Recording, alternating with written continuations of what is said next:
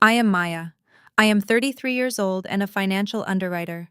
Last Sunday at our annual family cookout, my grandmother, who everyone loudly claimed was losing her mind, handed each of her grandchildren a check for exactly $27,000.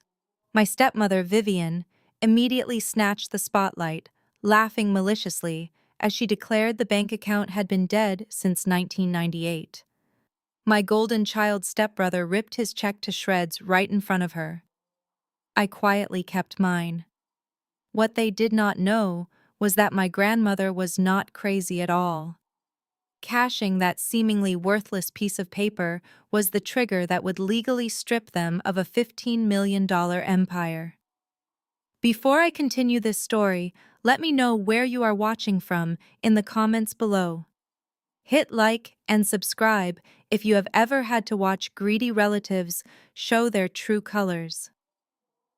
Now, let me tell you how I dismantled their perfect lives using their own blinding arrogance.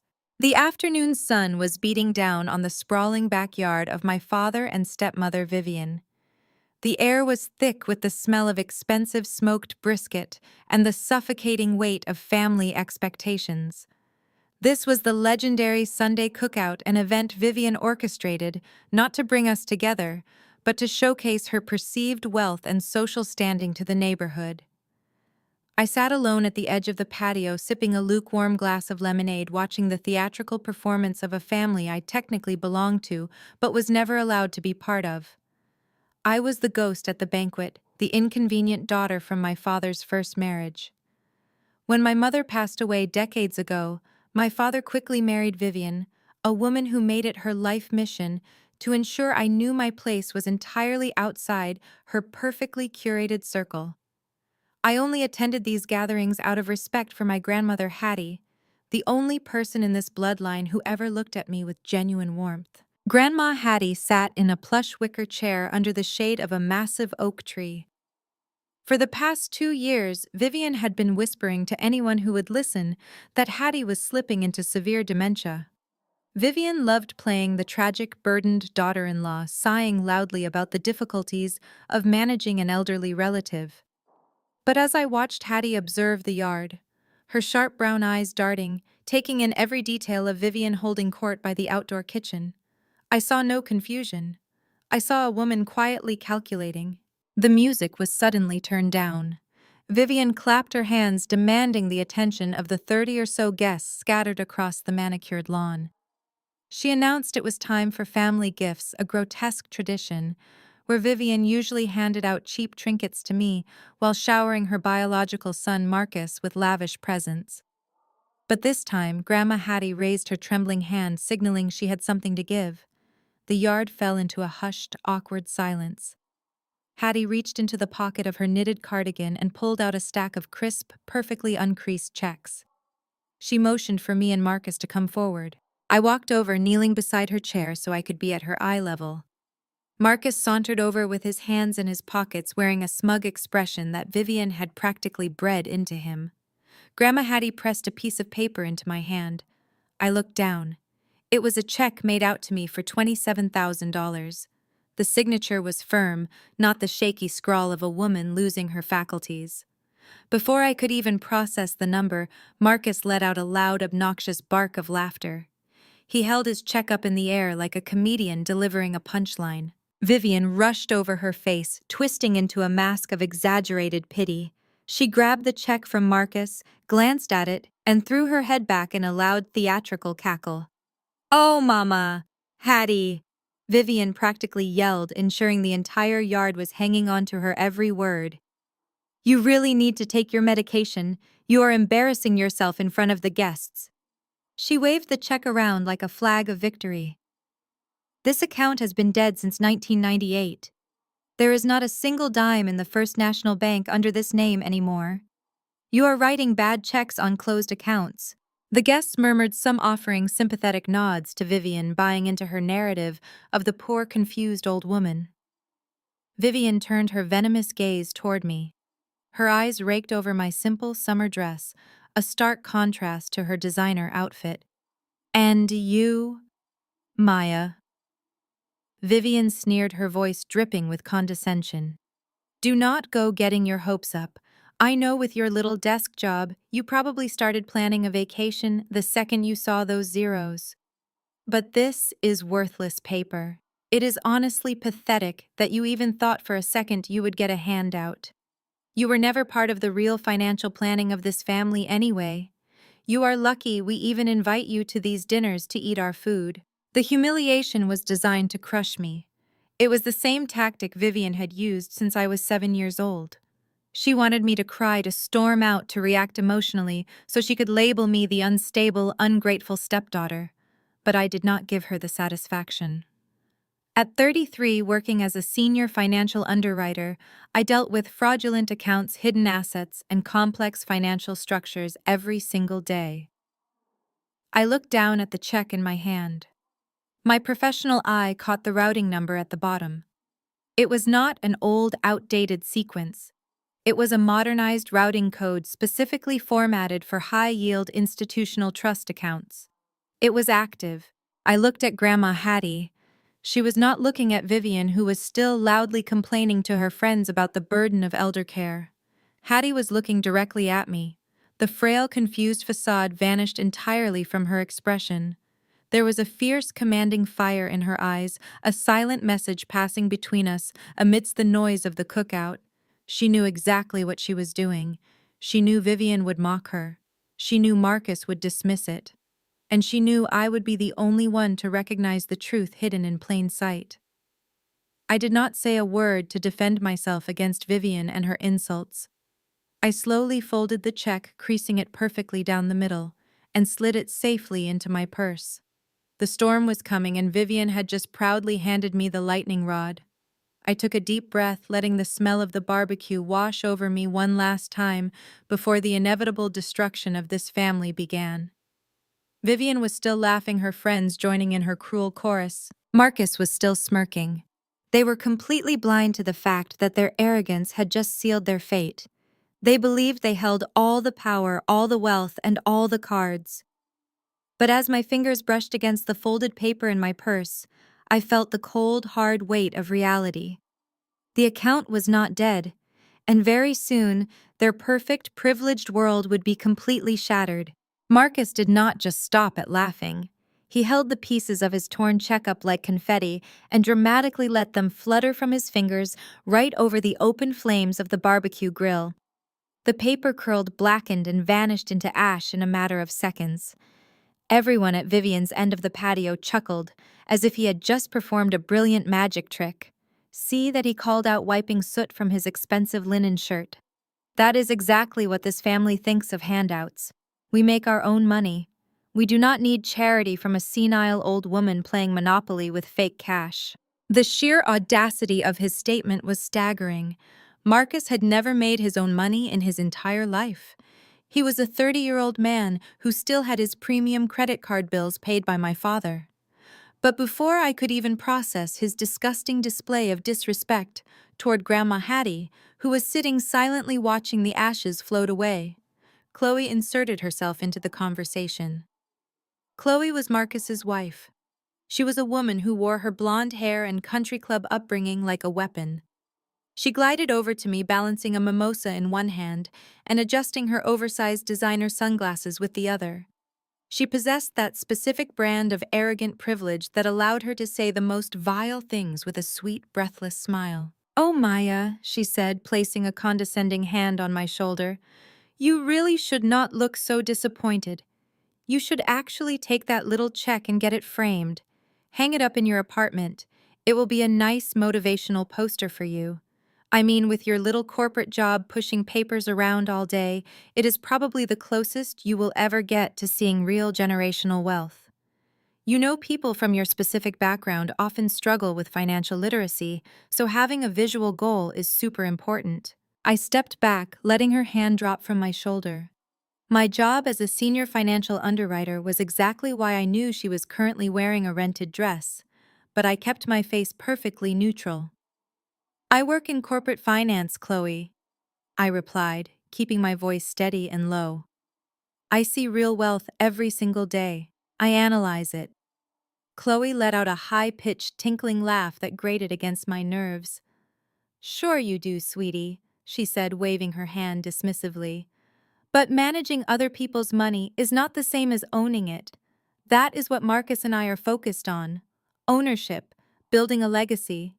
In fact, we were just telling Vivian about our new venture." She turned to the crowd, making sure her voice carried over the music playing from the outdoor speakers. "Marcus and I are so excited to announce that we are finally moving forward with the cafe project. We are going to take that rundown historic commercial building downtown, the one your dad has been letting rot for years, and completely revitalize it. We are bringing in an organic matcha bar, an artisan bakery, and a yoga studio on the second floor. It is going to completely elevate that dangerous neighborhood." The building she was referring to was not just some random property. It was the absolute crown jewel of my grandfather's real estate portfolio. It sat right in the heart of the historic Black business district. For decades, it had housed a community center, a local barber shop, and a family-owned grocery store that served people who had nowhere else to go. And now Chloe, a woman who had never stepped foot in that neighborhood until she married my stepbrother, was bragging about gentrifying it and pushing our people out to sell overpriced green tea. "You are going to evict the current tenants?" I asked, my voice cutting through her enthusiastic performance. Chloe rolled her eyes, sighing, as if I had just asked the most exhausting question in the world. "Oh, please, Maya, do not do that whole social justice warrior thing right now. It is just business. The area is transitioning. Those old tenants cannot afford the new market rates anyway. Besides, your dad already agreed that Marcus and I need a substantial asset to leverage for our commercial business loan. The family is passing the torch to us. It is time for the old to make way for the new upscale demographic." Vivian walked over, wrapping her arm around Chloe's waist and beaming with pride. "Exactly," she chimed in. "Marcus is the future of this family's empire. He has the vision. Your father and I are more than happy to sign the building over to him, so he can finally start building his own legacy." The delusion was suffocating. My father, who had recently suffered a massive stroke and was currently lying in a specialized rehabilitation clinic, barely able to speak, was supposedly signing over a multi-million-dollar property to his lazy stepson. It made absolutely no sense. Unless, of course, Vivian was planning something highly illegal with my father's medical power of attorney. I looked at Marcus, who was now accepting congratulations from a cousin by the grill. He had just burned a check that was the key to a massive, irrevocable trust, all because his mother confidently told him it was worthless. And now he and his wife were openly plotting to steal a historic community building to fund their hipster playground. They were vultures circling what they thought was a dying estate, waiting to pick the bones clean. I realized in that moment that staying at this cookout for 1 second longer would compromise my composure. I had the routing number. I had the check. I had everything I needed to initiate a financial earthquake that would swallow them whole. I did not need to scream or argue. I just needed to let them continue digging their own graves. I turned back to Chloe, who was still smiling that tight, venomous smile. "Good luck with the matcha bar, Chloe," I said, my tone flat and devoid of any emotion.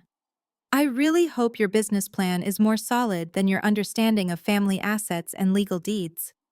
Before she could formulate a snappy comeback, I walked over to Grandma Hattie. I leaned down and kissed her soft, wrinkled cheek. "Thank you for the generous gift, Grandma," I whispered in her ear. "I know exactly what to do with it." Hattie squeezed my hand, her grip surprisingly strong. "Section 4, she murmured again, so quietly that only I could hear. "Paragraph B." I nodded, picked up my purse, and walked straight out of the backyard. I did not look back when Vivian loudly commented about my rude departure. I did not care about the whispers or the sideways glances from the extended family, who always took Vivian's side. My mind was already miles away, calculating the exact legal and financial steps I needed to take the moment the bank opened on Monday morning. They thought they had successfully pushed me out of the family legacy forever. They thought my father's severe condition and my grandmother's supposed dementia gave them a free pass to take whatever they wanted without consequences. They were about to learn a very painful, brutal lesson, about the difference between pretending to be rich on social media and actually understanding how real money trust funds and corporate inheritance laws truly work. The clock was ticking, and they had no idea. The heavy oak gate of Vivian's property clicked shut behind me, severing the sounds of their laughter and clinking glasses. I walked down the long paved driveway to where I had parked my car. The moment I slid into the driver's seat and locked the doors, the adrenaline finally hit me. My hands were shaking not from sadness or humiliation, but from pure, unadulterated anticipation. I turned on the interior light and pulled the folded check from my purse. I smoothed it out against the steering wheel, studying every printed character with the precision of a hawk. Grandma Hattie's handwriting on the signature line was deliberate, but it was the numbers at the bottom that held the real story. In my line of work, you memorize patterns. Retail checking accounts look a certain way. Small business accounts have their own identifiers. But this routing number began with a specific sequence that screamed institutional wealth management. It was a corporate fiduciary code. Vivian thought it was a dead retail account from 1998 because she lacked the financial literacy to recognize a high-tier irrevocable trust. She saw an old piece of paper. I saw a loaded weapon primed and ready to fire at their entire empire. I started the engine and pulled away from the affluent suburban neighborhood, leaving their toxic delusions in the rearview mirror. I drove back toward the city to my apartment. The irony of my living situation was never lost on me. I paid market-rate rent for a modest two-bedroom unit in a building owned by my father's commercial real estate company. Vivian always made sure to remind me that I was a tenant, not an owner, whenever the plumbing acted up or the heating failed. They loved holding that over my head, treating me like a charity case while gladly depositing my rent checks every month. As I navigated the evening traffic, my mind raced back to Hattie's whisper. Section 4, Paragraph B. Trust documents are notoriously dense, written in archaic legalese designed to confuse the average person. But to a financial underwriter, those documents are just puzzles waiting to be solved. If Hattie was citing a specific clause, it meant this trust was not a standard living will. It was structured conditional and highly strategic. She had intentionally handed those checks out in public in front of witnesses. I thought about Chloe and her arrogant speech about gentrifying the historic commercial building. That building was the heartbeat of a community they despised. My grandfather had built it from the ground up, brick by brick, fighting against redlining and systemic discrimination to create a safe haven for Black entrepreneurs. Now Chloe wanted to gut it and serve overpriced matcha to people who would cross the street to avoid our actual neighbors. It made my blood boil. But Grandma Hattie had always been fiercely protective of that property. There was no way she would ever allow Vivian or Marcus to get their hands on the deed. The fact that Chloe and Marcus were so confident they could use it as collateral for a commercial loan meant they had to be operating on fraudulent paperwork. My father was incapacitated. He could not sign anything. Vivian was clearly pulling strings in the dark, assuming nobody would ever have the authority or the intelligence to double-check her work. She severely underestimated me and my dedication to protecting my family's true legacy. When I got to my apartment, I did not even bother turning on the main lights. I went straight to my home office desk and booted up my secure laptop. I pulled up a specialized financial directory that underwriters use to verify institutional routing codes. My fingers flew across the keyboard, typing in the 9-digit sequence from the bottom of Hattie's check. I hit enter and watched the screen load. A green verified status popped up instantly. The institution listed was a premier private wealth management firm located right here in the city. The account status was active. I leaned back in my chair, letting out a long breath. Vivian was going to be completely blindsided. Then I looked at the exact amount on the check. $27,000. It was not a random number Hattie pulled out of thin air. It was a highly specific figure. It was the exact maximum annual limit for a tax-free gift exclusion under current federal tax laws. But in the context of a corporate trust, it often meant something entirely different. It was a mandatory dividend payout. If this was a mandatory corporate dividend, tied to a beneficiary status, cashing it was not just about getting the money. It was a legal acknowledgement. It was signing the contract. Marcus had literally taken a legally binding financial instrument, an instrument that likely required his acceptance to maintain his status in the trust, and burned it to ashes to impress a backyard full of hypocrites. The sheer magnitude of his stupidity was almost beautiful. I spent the next few hours cross-referencing trust law and preparing my documents. I gathered my identification, my birth certificate, and a copy of my father's previous power of attorney records, just in case. I set my alarm for 6 in the morning. I needed to be the first person standing outside that wealth management firm when their heavy glass doors unlocked on Monday. I lay in bed that night staring at the ceiling, listening to the distant sounds of city traffic. I felt profound peace. For 33 years I had swallowed their insults. Tomorrow the bill was coming due. I closed my eyes, letting the exhaustion of the day wash over me. The image of Marcus laughing as his check burned played on a loop in my mind. He thought he proved his superiority. In reality, he had just set his entire future on fire. And I was going to be the exact person to hand him those ashes. The heavy glass doors of the First National Bank Wealth Management branch unlocked at 8 in the morning. I stepped onto the marble floor and walked straight to the premier desk. A young teller smiled, asking how he could assist me.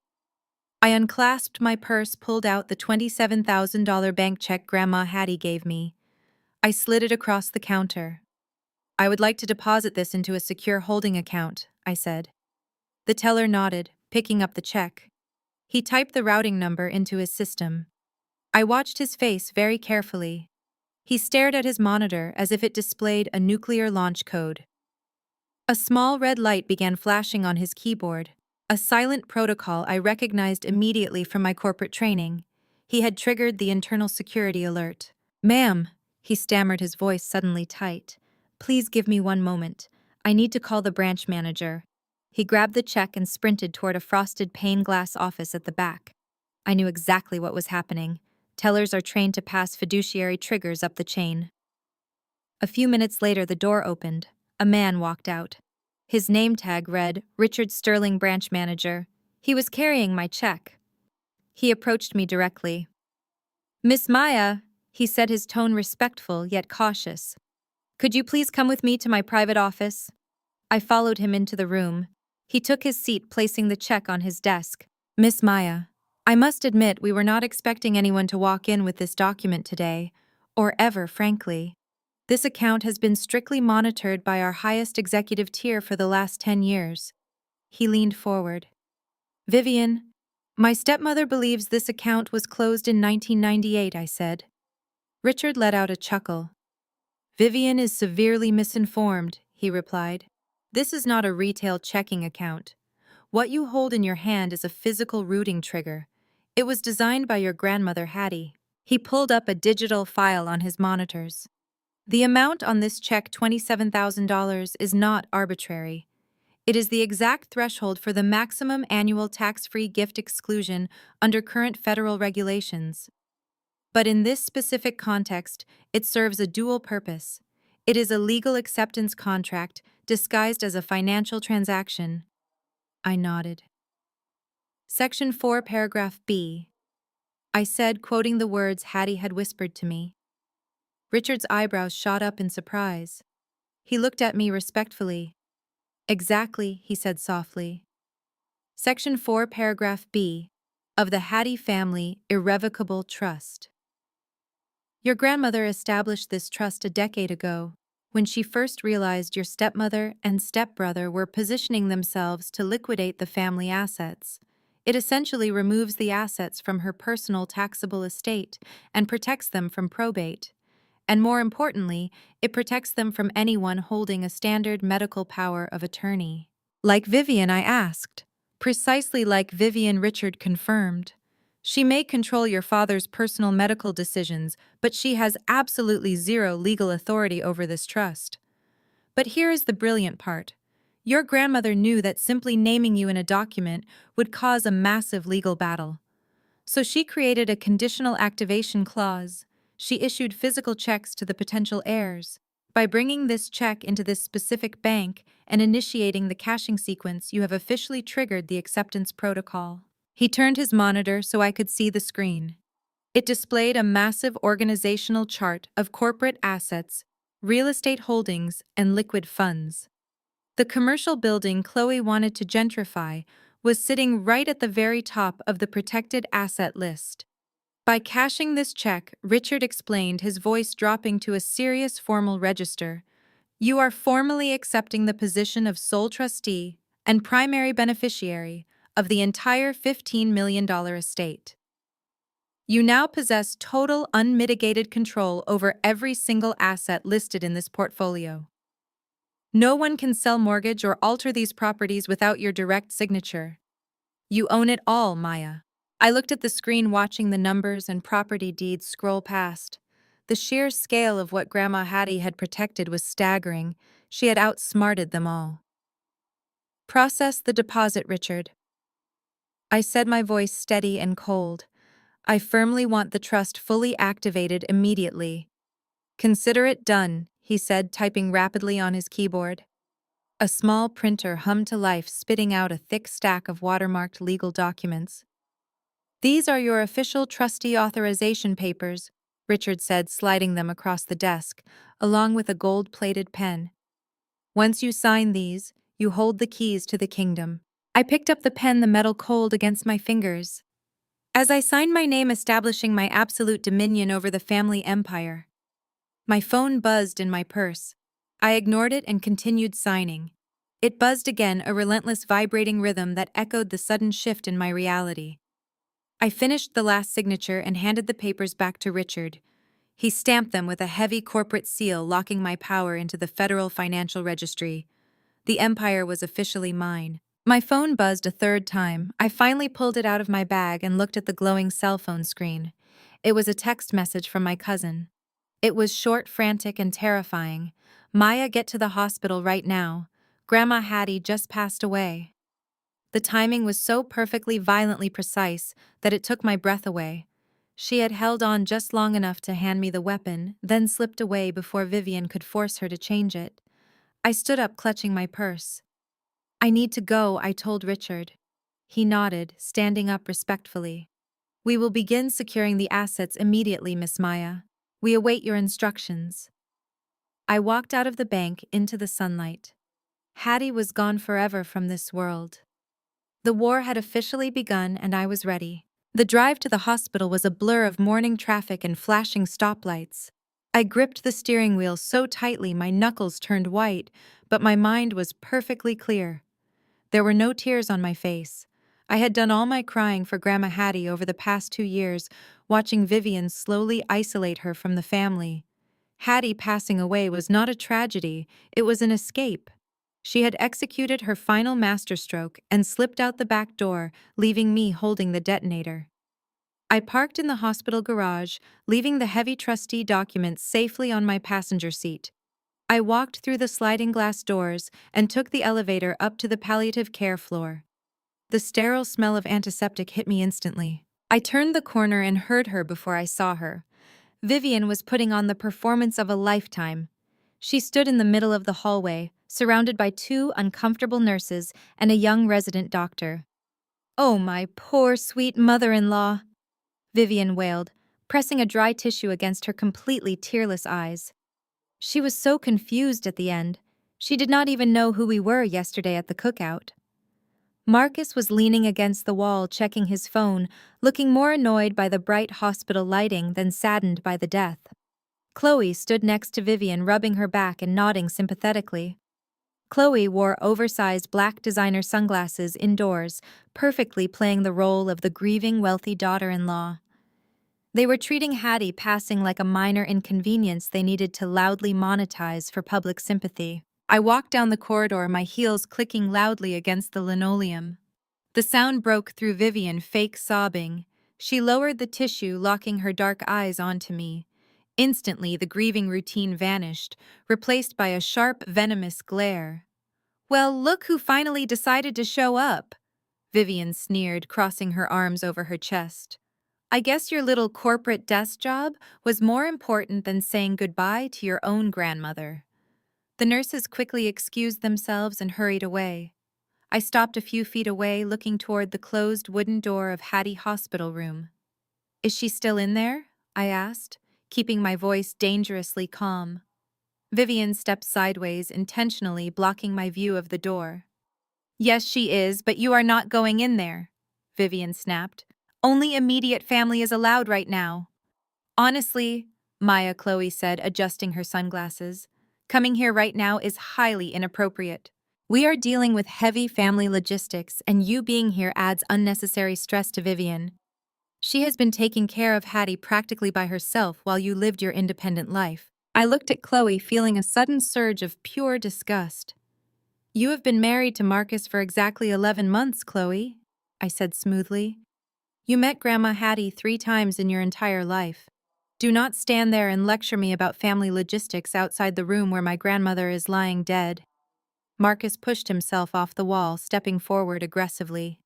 Hey, watch how you speak to my wife, he barked, pointing a warning finger at me. My mother is the one who handled everything for her.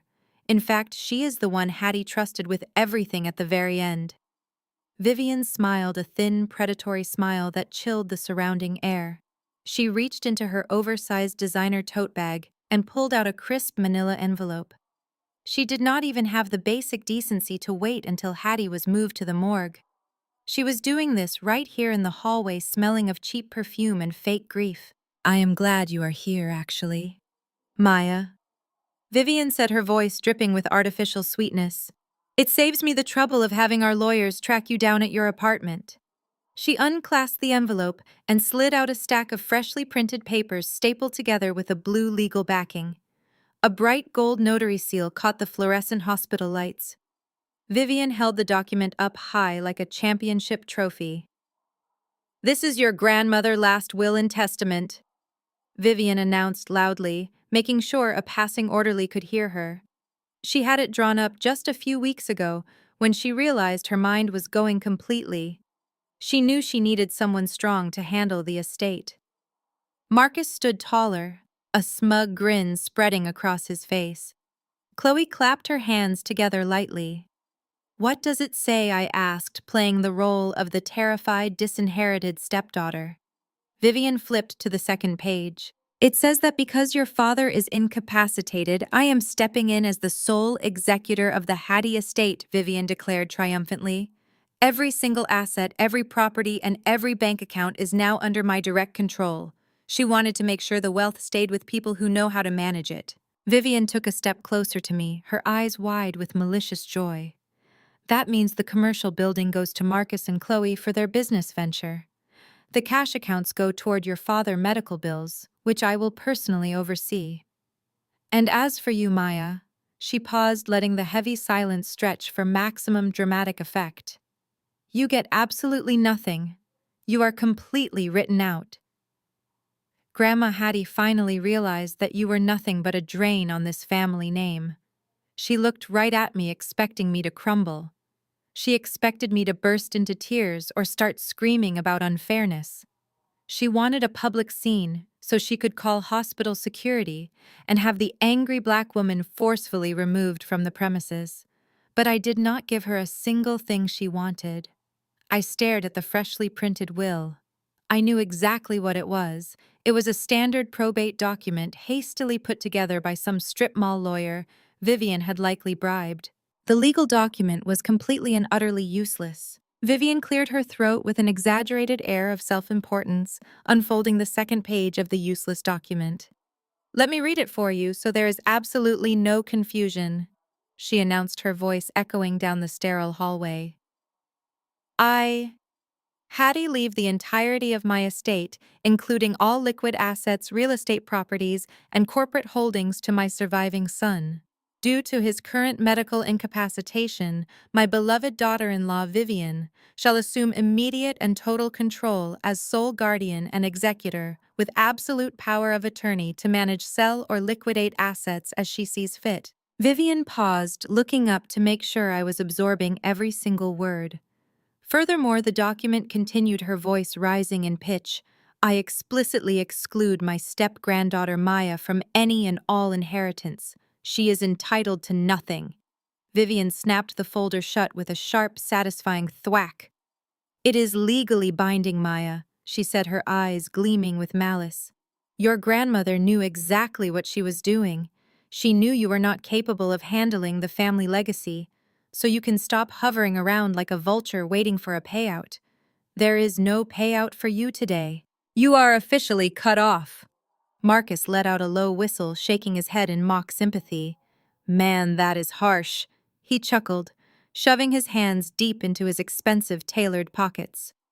But honestly, I cannot say I am surprised. You always had this weird sense of entitlement, Maya. Just because Dad was nice enough to let you stick around does not mean you actually earned a seat at the adult table. Now that Mom is fully in charge, we are finally going to streamline things.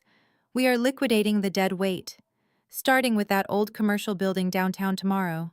I watched him gloat, feeling a strange sense of calm wash over me. Marcus was standing there bragging about liquidating an asset he did not even own, based on a forged piece of paper printed by a fraudulent lawyer. They were building a massive glass castle on top of a legal landmine. Chloe stepped forward, tapping her perfectly manicured fingernails against her phone screen. Honestly, Vivian, I do not even know why we are still entertaining this conversation, she said, sighing heavily. We have an incredibly busy week ahead of us with the investment bankers. We need to finalize the demolition permits for the cafe project and start transferring the funds. We do not have time to deal with disgruntled non-family members throwing tantrums in a hospital corridor. Chloe turned her gaze toward the nurses' station down the hall and raised her hand, signaling for attention. Excuse me, she called out, her voice sharp and commanding. Can we get security up here, please? We have a hostile individual refusing to leave a restricted family grieving area. The sheer audacity of her privilege was staggering.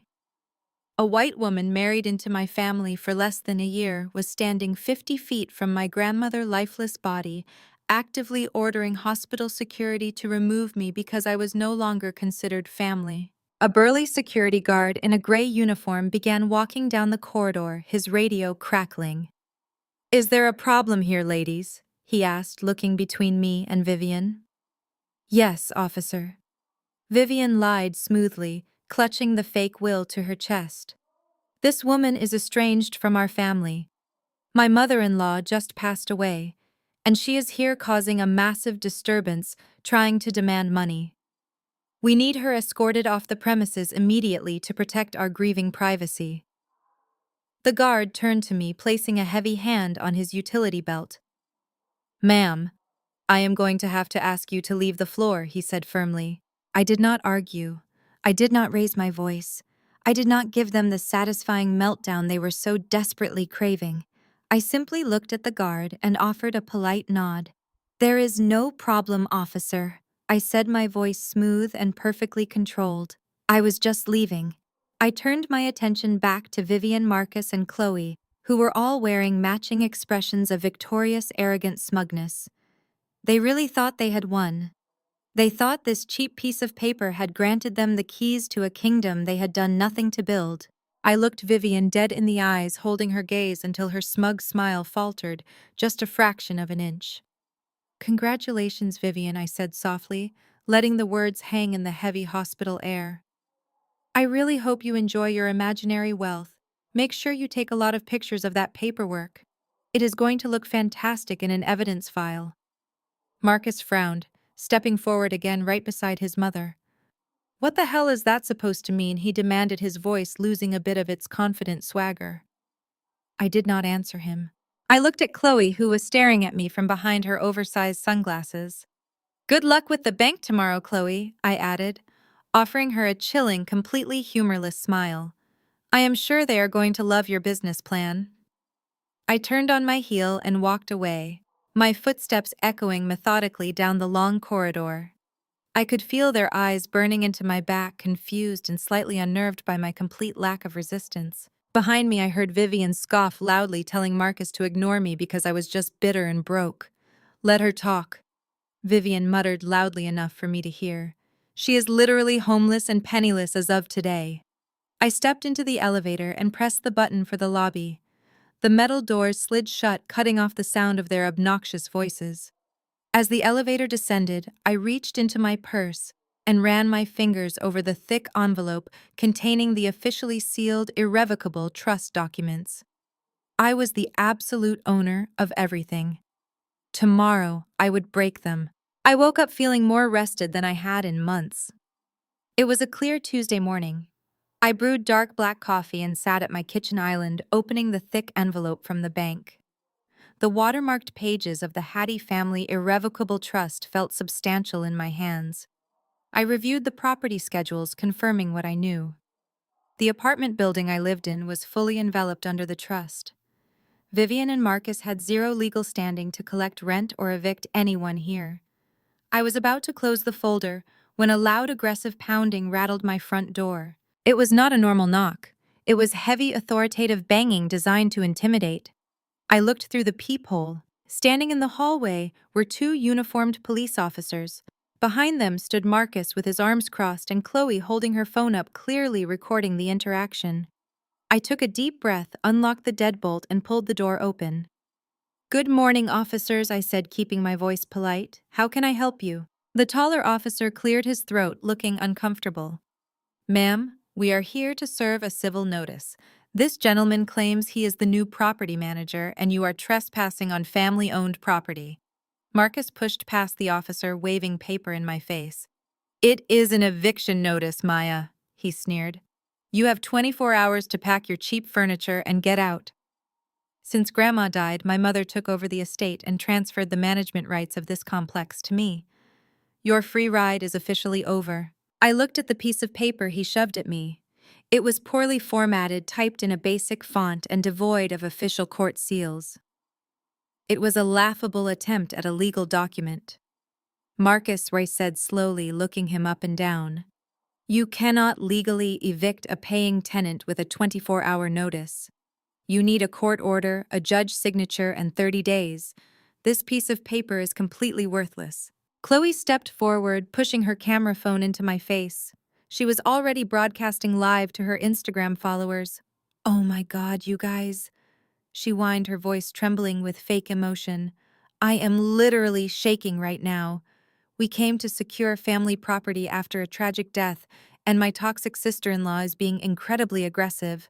She is broke, hostile, and refusing to leave our building. This is exactly why we brought the police. We do not feel safe around her. She has always been so jealous of Marcus and me." I stared at Chloe, unfazed by her digital performance. She used racially coded buzzwords, trying to paint me as the dangerous black woman while playing the fragile white victim. It was textbook manipulation, and her followers were probably eating it up. I turned back to the police officers who were watching with growing skepticism. "Officers," I said calmly, folding Marcus' fake notice in half, "I have a legally binding lease agreement for this unit. I pay rent on time every month. This man does not have a court-ordered writ of possession.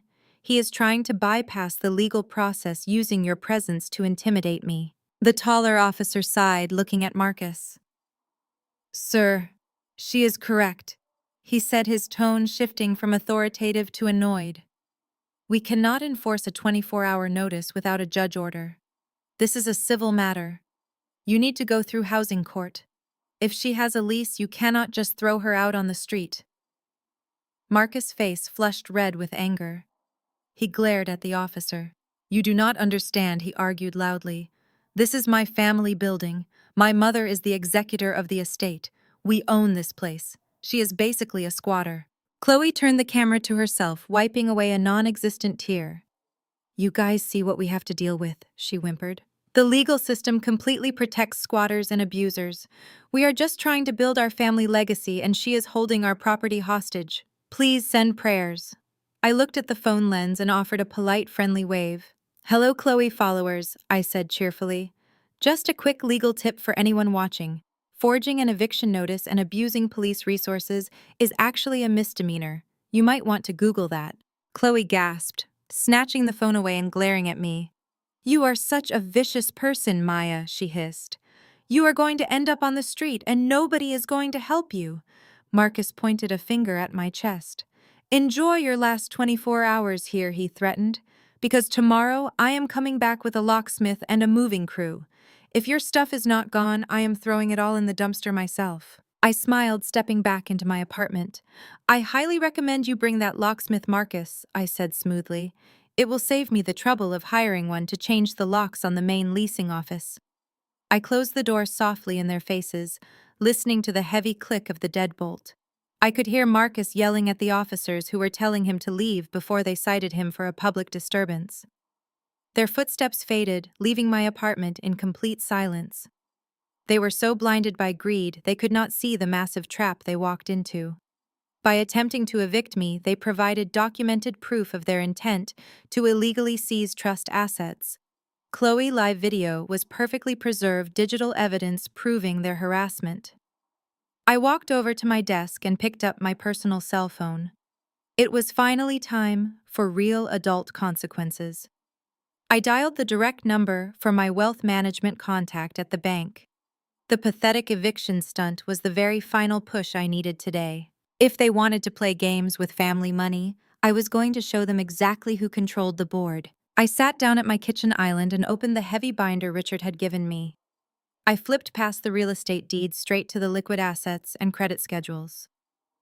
Grandma Hattie had set up a complex web of corporate accounts to manage the properties. For years, Vivian and Marcus had been living off premium credit cards that were quietly paid down each month by the trust interest yields. Because Hattie had been the primary trustee, they never questioned the source of the unlimited funds. They just swiped the plastic and assumed their proximity to my father made them invincible. Now my name was the only one at the very top of that authorization list.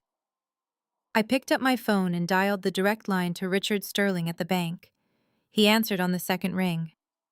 "Good morning, Miss Maya," he said. "I trust everything is in order." "Richard, I need to execute an immediate freeze on all revolving credit accounts tethered to the Hattie Family Trust," I instructed, keeping my voice flat and professional. "Specifically the primary black card issued to Vivian and the 2 platinum cards held by Marcus. I want all spending privileges revoked effective immediately." Richard typed rapidly in the background.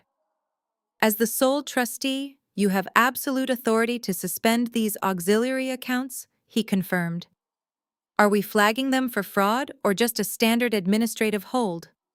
"Flag them as unauthorized user accounts," I replied smoothly. "Let us be incredibly accurate, because they do not have my permission to spend another dime." Richard chuckled softly. "The freeze has been initiated, Miss Maya. Those cards are now completely useless pieces of plastic." Across town, in the sunlit dining room of the Oak Ridge Country Club, Vivian was completely oblivious to the financial guillotine that had just dropped on her neck. She was sitting at a prime corner table surrounded by 3 of her wealthiest, most judgmental socialite friends. They were women who communicated entirely through backhanded compliments and passive-aggressive inquiries about each other's net worth. Vivian was completely in her element. She was wearing a brand-new silk blouse holding a crystal glass of expensive sparkling water and loudly holding court about her recent tragic promotion to the head of the family.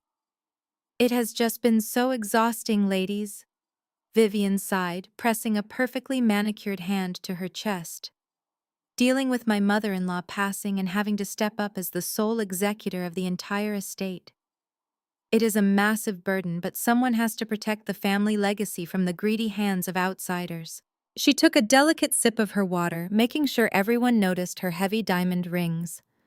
Her friend Eleanor, a woman who practically lived at the country club, raised an elegant eyebrow.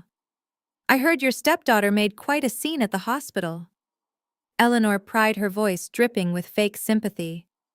"Is she going to be a problem for you, Vivian?" Vivian laughed, a high-pitched, dismissive sound that grated against the ears. "Maya, oh please," Vivian sneered. "She is completely cut off. Marcus and Chloe are handling her eviction as we speak. She will be out of our hair by tomorrow. Now let us order another bottle of champagne to celebrate new beginnings." For the next 2 hours, Vivian treated her friends to an exorbitant lunch. They ordered the most expensive seafood towers, imported caviar, and vintage champagne. Vivian made a massive show of ordering for the table, ensuring everyone knew she was picking up the massive check. She wanted to solidify her new status as the absolute matriarch of a multi-million-dollar empire. When the waiter finally brought the leather-bound bill folder, Vivian did not even glance at the total. With a dramatic flourish, she opened her designer purse, pulled out her heavy metal black card, and dropped it onto the small silver tray. "Put it all on this," she told the waiter, flashing him a generous, condescending smile. "And add a 20% gratuity for yourself." The waiter bowed slightly and walked away toward the billing station. Vivian leaned back in her chair, soaking in the envious looks from her friends. She felt invincible. She felt like absolute royalty ruling over a kingdom she had successfully stolen. 5 minutes later, the waiter returned. He did not look happy. He was holding the silver tray with both hands, his posture stiff and highly uncomfortable. He stopped right next to Vivian, leaning down slightly so he could speak quietly. "Excuse me, ma'am," he whispered. "I am so sorry, but your card was declined." The entire table went completely silent. Eleanor stopped mid-sip of her expensive champagne. Vivian's smile froze permanently on her face. "What did you just say?" she hissed, her voice tight and defensive. "I said the card was declined, ma'am." The waiter repeated, his voice a little louder this time. "The terminal rejected the transaction." "There must be a mistake," Vivian snapped, snatching the card off the tray. "This is an unlimited corporate account. Run it again. And run it manually this time. Your machine is obviously broken." "I already ran it 3 times, ma'am," the waiter said, holding his ground firmly. "The system specifically flagged it as an unauthorized user account. It instructed us to confiscate the card if you attempt to use it again." Eleanor let out a small audible gasp. The other two women exchanged knowing, highly judgmental glances. In their elite world, having a card declined at the country club was the ultimate social death sentence. It meant you were either secretly broke or involved in a massive financial scandal. Vivian's face flushed a deep, humiliating shade of crimson. She could feel the eyes of the other country club members turning toward their table, attracted by the sudden delicious tension. "This is absolutely ridiculous," she sputtered, digging furiously into her purse for another card. "I am the executor of a massive estate. My bank is going to hear about this immediately." She pulled out a different platinum card and shoved it at the waiter. "Try this one," she demanded. The waiter sighed and walked away again. 2 minutes later, he returned, shaking his head. "Also declined, ma'am." At this point, Eleanor cleared her throat, slowly picking up her own designer purse. "Vivian, darling, if things are a bit tight right now, I can cover the lunch," Eleanor offered, her voice laced with venomous pity.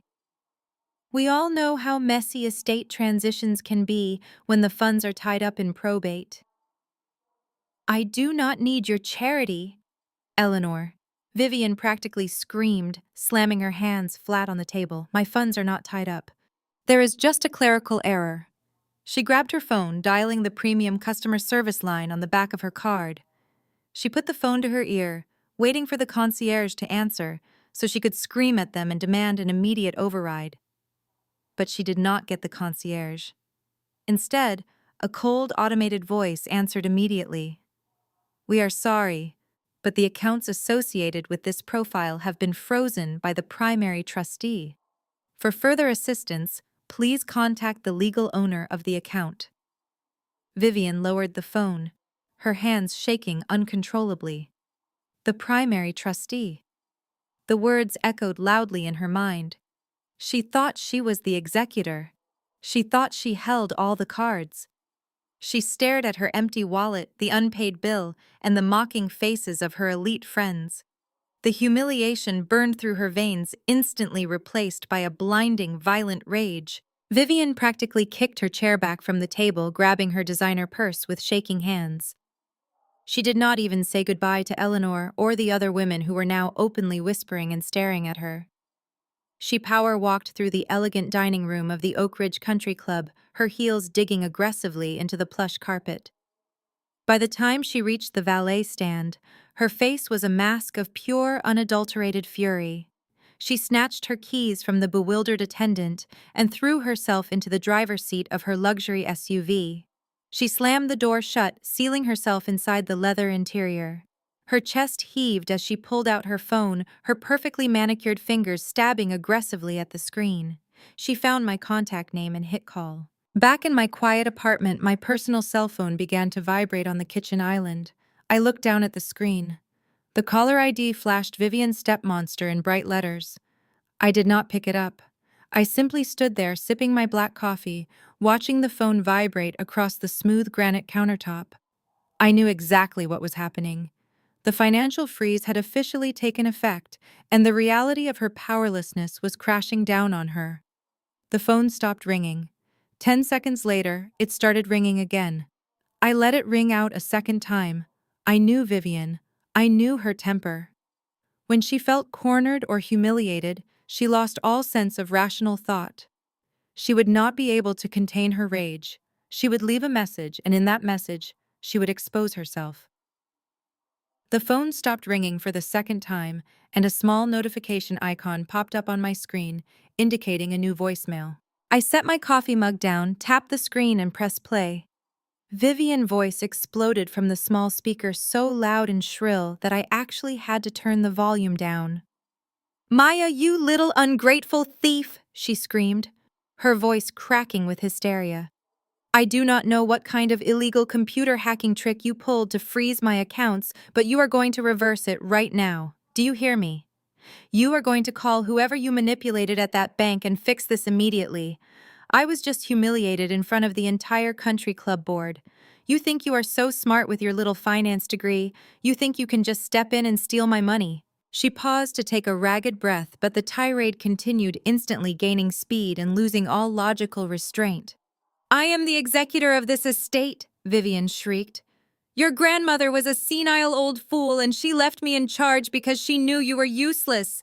You have absolutely no right to touch a single cent of that trust fund.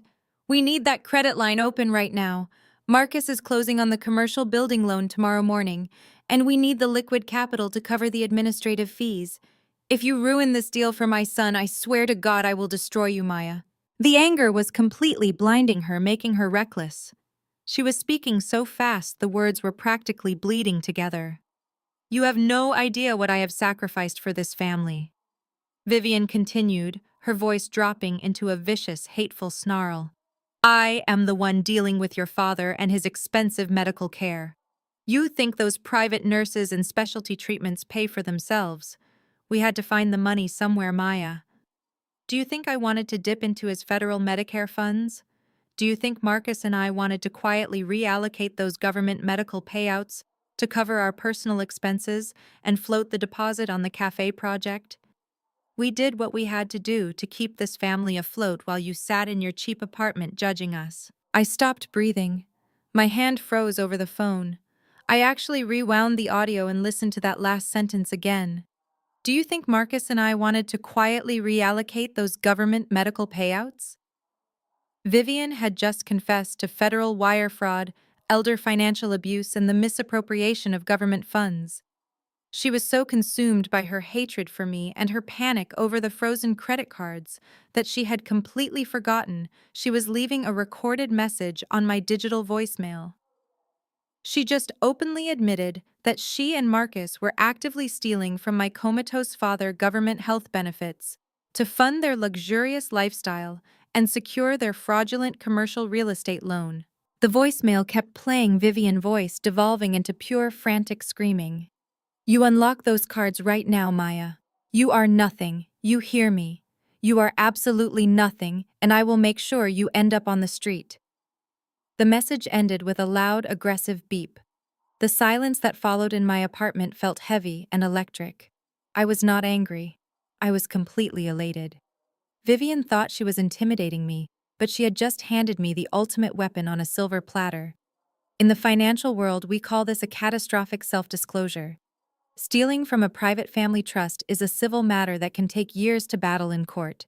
But skimming money from federal Medicare funds and transferring it across state lines to fund a commercial real estate venture is a massive federal crime.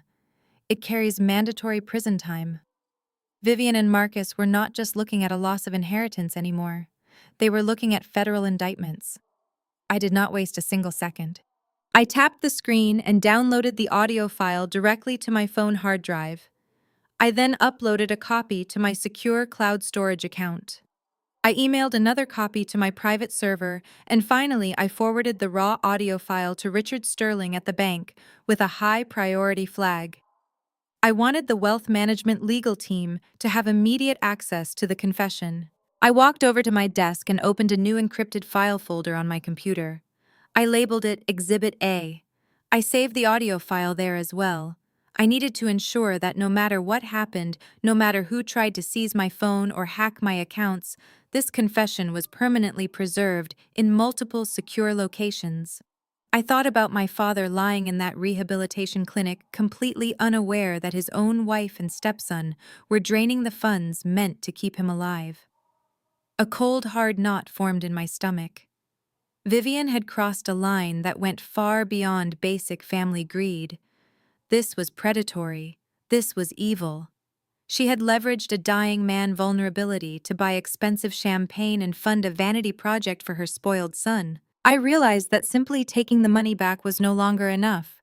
I needed to completely dismantle their lives the way they had tried to dismantle mine. I walked into my bedroom and opened my closet. I needed a power suit for tomorrow. I selected a tailored charcoal gray blazer and matching trousers. I wanted to look like the corporate executioner I was about to become. Marcus and Chloe were going to walk into that bank tomorrow morning, expecting a celebration. They were going to demand millions of dollars based on forged signatures and stolen authority, and I was going to be sitting right there waiting for them. I hung the charcoal gray blazer on the closet door and walked back to my home office. The voicemail was secured, but I needed to understand the exact mechanics of their scheme. I opened the thick leather binder Richard had given me at the bank and began cross-referencing the trust schedules with the public county clerk records I had pulled online. I focused my attention entirely on the historic commercial building. It was the crown jewel of my grandfather's real estate legacy.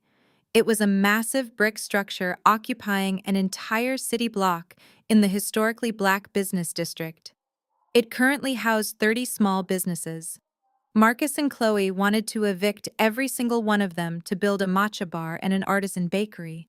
But to fund a commercial renovation of that massive scale, they needed capital. I logged into a specialized property database and pulled the current title history for the building. A new encumbrance had been filed just 3 weeks ago. It was a commercial loan application processed through a predatory private equity firm known for aggressive high-interest mezzanine debt. I clicked on the digital file and scrolled down to the principal amount. The massive loan was for a staggering $5 million.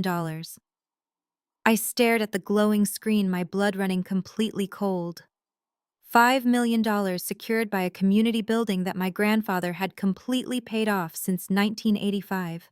I pulled up the digital scan of the original loan application and scrolled rapidly to the final signature page. There it was. My father's signature. It was shaky and uneven, but clearly attempting to mimic his distinctive cursive handwriting. The massive problem with that signature was the date. It was dated 3 weeks ago. My father suffered his massive stroke 6 weeks ago. I remembered standing in the intensive care unit watching the heart monitor beep steadily. My father could barely open his eyes, let alone authorize a multi-million-dollar commercial transaction. The stroke had completely paralyzed the entire right side of his body. He was right-handed. He had been in a medically induced coma for the first 2 weeks and heavily sedated on a feeding tube ever since. There was absolutely zero physical possibility that he could have signed a complex federal financial document. Vivian had forged it. She had physically taken a pen and drawn his name on a legally binding contract, and she did not do it alone. The notary stamp, sitting right next to the forged signature, belonged to a man named Thomas Gable. Thomas was a sleazy local attorney who frequently played golf with Marcus at the country club. I made a mental note to forward Thomas Gable information to the State Bar Association. They were all in on it together. It was a complete criminal conspiracy to steal $5 million from a private equity lender using stolen property as collateral. I read the specific terms of the loan and felt a wave of pure disgust. The interest rate was absolutely exorbitant. It included a brutal balloon payment clause after 24 months. If they missed a single monthly payment, the private equity firm had the legal right to seize the commercial building immediately and bypass standard foreclosure proceedings. Marcus and Chloe were not just taking out a business loan. They were signing a definitive death warrant for my grandfather's legacy. Their organic cafe project was a pretentious vanity pipe dream. They planned to displace families who had relied on that grocery store for generations. They had absolutely zero business experience. They would inevitably default on the heavy loan and the building would be legally swallowed by the private equity vultures. I checked the disbursement schedule on the lender portal. The loan was currently in the final underwriting phase. The status was listed strictly as pending final signature and asset verification. The official closing meeting was scheduled for tomorrow morning at 10 o'clock at the downtown corporate offices of the private equity firm. The $5 million were set to be wired directly into Marcus' personal holding account by noon. They were hours away from committing a $5 million federal bank fraud. If I had waited even one more day to cash that check at the bank, the building would have been heavily encumbered by fraudulent debt. Unraveling that kind of financial mess would have taken years of brutal litigation. But Grandma Hattie knew. She timed her gift perfectly. She knew their exact timeline, and she gave me the key to the empire just before the clock completely ran out. I needed to prepare the execution block. I compiled a comprehensive dossier. I printed out the verified medical records from the hospital detailing my father's right-side paralysis and his strict coma status during the exact date of the supposed signature. I printed the official sealed trust documents, proving the commercial building was never my father's personal property to leverage in the first place. Finally, I transcribed the audio of Vivian unhinged voicemail, where she explicitly admitted to reallocating federal government medical funds to float the initial deposit for this loan. I placed all the documents very carefully into a sleek black leather briefcase. I checked my watch. It was past midnight. The city outside my window was quiet, but a massive storm was brewing in the financial district downtown. Marcus and Chloe were sleeping soundly, dreaming of their $5 million windfall and their new, elevated status as elite real estate developers. They genuinely thought they had outsmarted a dying old woman and a comatose man. They thought they had successfully discarded the inconvenient stepdaughter. I turned off the desk lamp and walked over to the window, looking out over the glowing city skyline. Tomorrow morning, I was not just going to stop a bank transaction from happening. I was going to completely burn their entire fraudulent world to the ground and watch them face the harsh reality of federal prison sentences. The morning sun broke over the city skyline, casting long shadows across the pavement.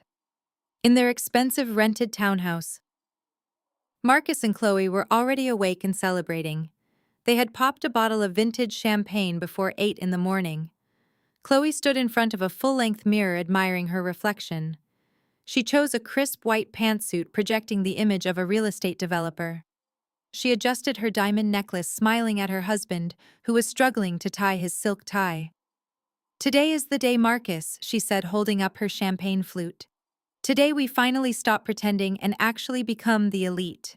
We are going to transform that disgusting old neighborhood and make an absolute fortune." Marcus grinned broadly, finally securing his tie and clinking his glass against hers. "It was almost too easy," he chuckled, taking a long sip. "Mom handled the paperwork perfectly. That stupid trust lawyer did not even blink at the signature. Maya is probably packing her cheap apartment into garbage sacks right now." They both laughed, a cruel, empty sound that echoed in their spacious bedroom. They were intoxicated by their own perceived brilliance. They packed their expensive leather briefcases and stepped outside into a waiting luxury town car. The car stopped outside Apex Capital Holdings, the private equity firm processing their fraudulent loan. Chloe stepped out onto the sidewalk, acting like she was stepping onto a red carpet. She immediately opened her Instagram app. She needed her followers to witness her massive triumph. She angled the camera to capture the massive corporate logo gleaming above the revolving doors. She pulled Marcus into the frame, and they both flashed their winning million-dollar smiles. Securing the bag today, Chloe typed, her thumbs flying across the screen. Closing on our first major commercial property. It is amazing what you can accomplish when you finally take out the family trash and focus on building a real legacy. Hashtag boss moves. Hashtag organic cafe. Hashtag generational wealth. She hit post and watched the likes start rolling in instantly. She felt a rush of pure dopamine. She was not just a housewife anymore. She was a mogul. She slipped her phone away and linked arms with Marcus. "Let us go get our money," she whispered excitedly. They walked through the revolving doors and crossed the expansive marble lobby with the unearned confidence of royalty. An associate was waiting near the security desk. "Mr. and Mrs. Brooks," the associate said, extending a hand. "Welcome to Apex Capital. The senior partners are waiting for you upstairs in the executive boardroom." Marcus shook his hand. "Lead the way," he ordered, playing the role of the demanding billionaire. They rode the elevator to the 50th floor. The doors opened to a stunning reception area with panoramic views of the entire city. They were ushered down a quiet, carpeted hallway and into a massive glass-walled boardroom. Two loan officers and an attorney sat at the mahogany table. In the center of the table sat a thick stack of finalized contracts next to an expensive silver pen. "Have a seat, folks," one of the senior officers said, smiling warmly. "We have reviewed the final appraisals for the commercial building and everything looks fantastic. Once we get these final signatures, the $5 million wire transfer will be initiated directly into your holding account." Marcus pulled out a leather chair for Chloe and sat down next to her, smoothing his silk tie. He looked at the thick stack of papers. $5 million was just a few pen strokes away. His heart hammered in his chest. He reached for the silver pen, his hand trembling slightly with anticipation. Exactly 3 floors down, I was standing inside the polished steel walls of a different elevator car. I was wearing my charcoal gray tailored suit, my hair pulled back into a sleek, low bun. I held my black leather briefcase tightly in my right hand. The leather felt warm against my palm. Standing to my left was David Vance, a senior corporate litigator I had hired on Richard Sterling recommendation. Standing to my right was Sarah Jenkins, a former federal prosecutor who now specialized in high-stakes trust and estate fraud. They were both wearing dark, intimidating suits and carrying their own legal binders. Richard had briefed them both late last night after I forwarded Vivian recorded confession. They knew exactly what we were walking into. We were not just crashing a meeting, we were executing a hostile takeover of a crime scene. David checked his silver watch. "The wire transfer is scheduled for 10:15, he said, his voice low and professional. "We are right on time. If they sign those papers before we enter the room, it triggers federal wire fraud statutes automatically." Sarah adjusted her glasses, staring straight ahead at the elevator doors. "Let them sign the first page," she advised coldly. "It establishes definitive criminal intent. It makes the prosecution a slam dunk." I nodded, keeping my eyes fixed on the digital floor indicator above the doors. The numbers climbed steadily. 47, 48, 49. I felt absolutely no fear. I did not feel nervous or intimidated. I felt like a surgeon stepping up to the operating table, ready to cut out a malignant tumor that had been poisoning my life for decades. The elevator chimed a soft electronic tone. The indicator flashed 50. The heavy steel doors slid open, revealing the plush carpeted hallway of Apex Capital Holdings. I stepped out of the elevator first, my 2 ruthless lawyers flanking me like a shadow guard. The receptionist looked up from her desk, her eyes widening in confusion as we bypassed her completely. We did not ask for permission. We walked straight down the hallway toward the glass-walled boardroom at the very end. Through the clear glass panels, I could see Marcus holding the silver pen, leaning over the mahogany table. The execution block was fully prepared, and I was finally holding the heavy axe. It was exactly time to show them what happens when you steal from the very wrong woman. I reached out and pushed the heavy glass door open. It swung inward with a soft pneumatic hiss that somehow sounded louder than a gunshot in the quiet room. Marcus had the silver pen hovering barely a millimeter above the signature line of the final contract. He froze, completely paralyzed by the sudden interruption. His head snapped toward the door, and the smug, victorious smile instantly melted off his face, replaced by a look of sheer, panicked horror. Chloe gasped, dropping her expensive phone onto the mahogany table with a loud clatter that made everyone flinch. The three investment bankers sitting across from them blinked in unison, completely derailed by the sudden intrusion. They were expecting a smooth transaction, not an uninvited guest. "What the hell are you doing here?" Marcus shouted, his voice cracking slightly as he scrambled out of his leather chair. He pointed the silver pen at me like a weapon, his hand shaking with rage. He looked past me into the hallway, screaming for the receptionist. "Security," he yelled, his face turning a blotchy shade of red. "Get security up here right now. This woman does not belong here. She is a broke outsider, and she is trespassing on a private corporate meeting." Chloe jumped up right beside him, her crisp white pantsuit suddenly looking much less powerful. "She is completely obsessed with us," Chloe shrieked, looking frantically at the bankers trying to salvage their image. "I am so sorry, gentlemen. This is my husband's estranged sister. She is severely disturbed and practically homeless. She has been stalking us all week because she is incredibly jealous of our success. We will have her removed immediately." The investment bankers exchanged highly uncomfortable glances. These were men who dealt in quiet, discreet wealth. They preferred their transactions smooth and civilized. Watching their supposedly elite clients scream like reality television contestants was clearly making them question the entire deal. The lead loan officer, a distinguished-looking man with silver hair, stood up and adjusted his suit jacket. He looked at Marcus and then at me, his expression a mixture of annoyance and confusion. "Mr. Brooks," the banker said, holding up a hand to try and calm Marcus down. "Is there a problem here? We cannot proceed with the disbursement if there is an active domestic dispute happening in our boardroom. Our firm has very strict compliance policies regarding client stability." "There is no domestic dispute happening here," I said, my voice projecting clearly and calmly across the large room. I did not raise my pitch. I did not match their frantic energy. I simply walked forward, my heels sinking slightly into the expensive carpet. David and Sarah flanked me, their presence radiating pure legal menace.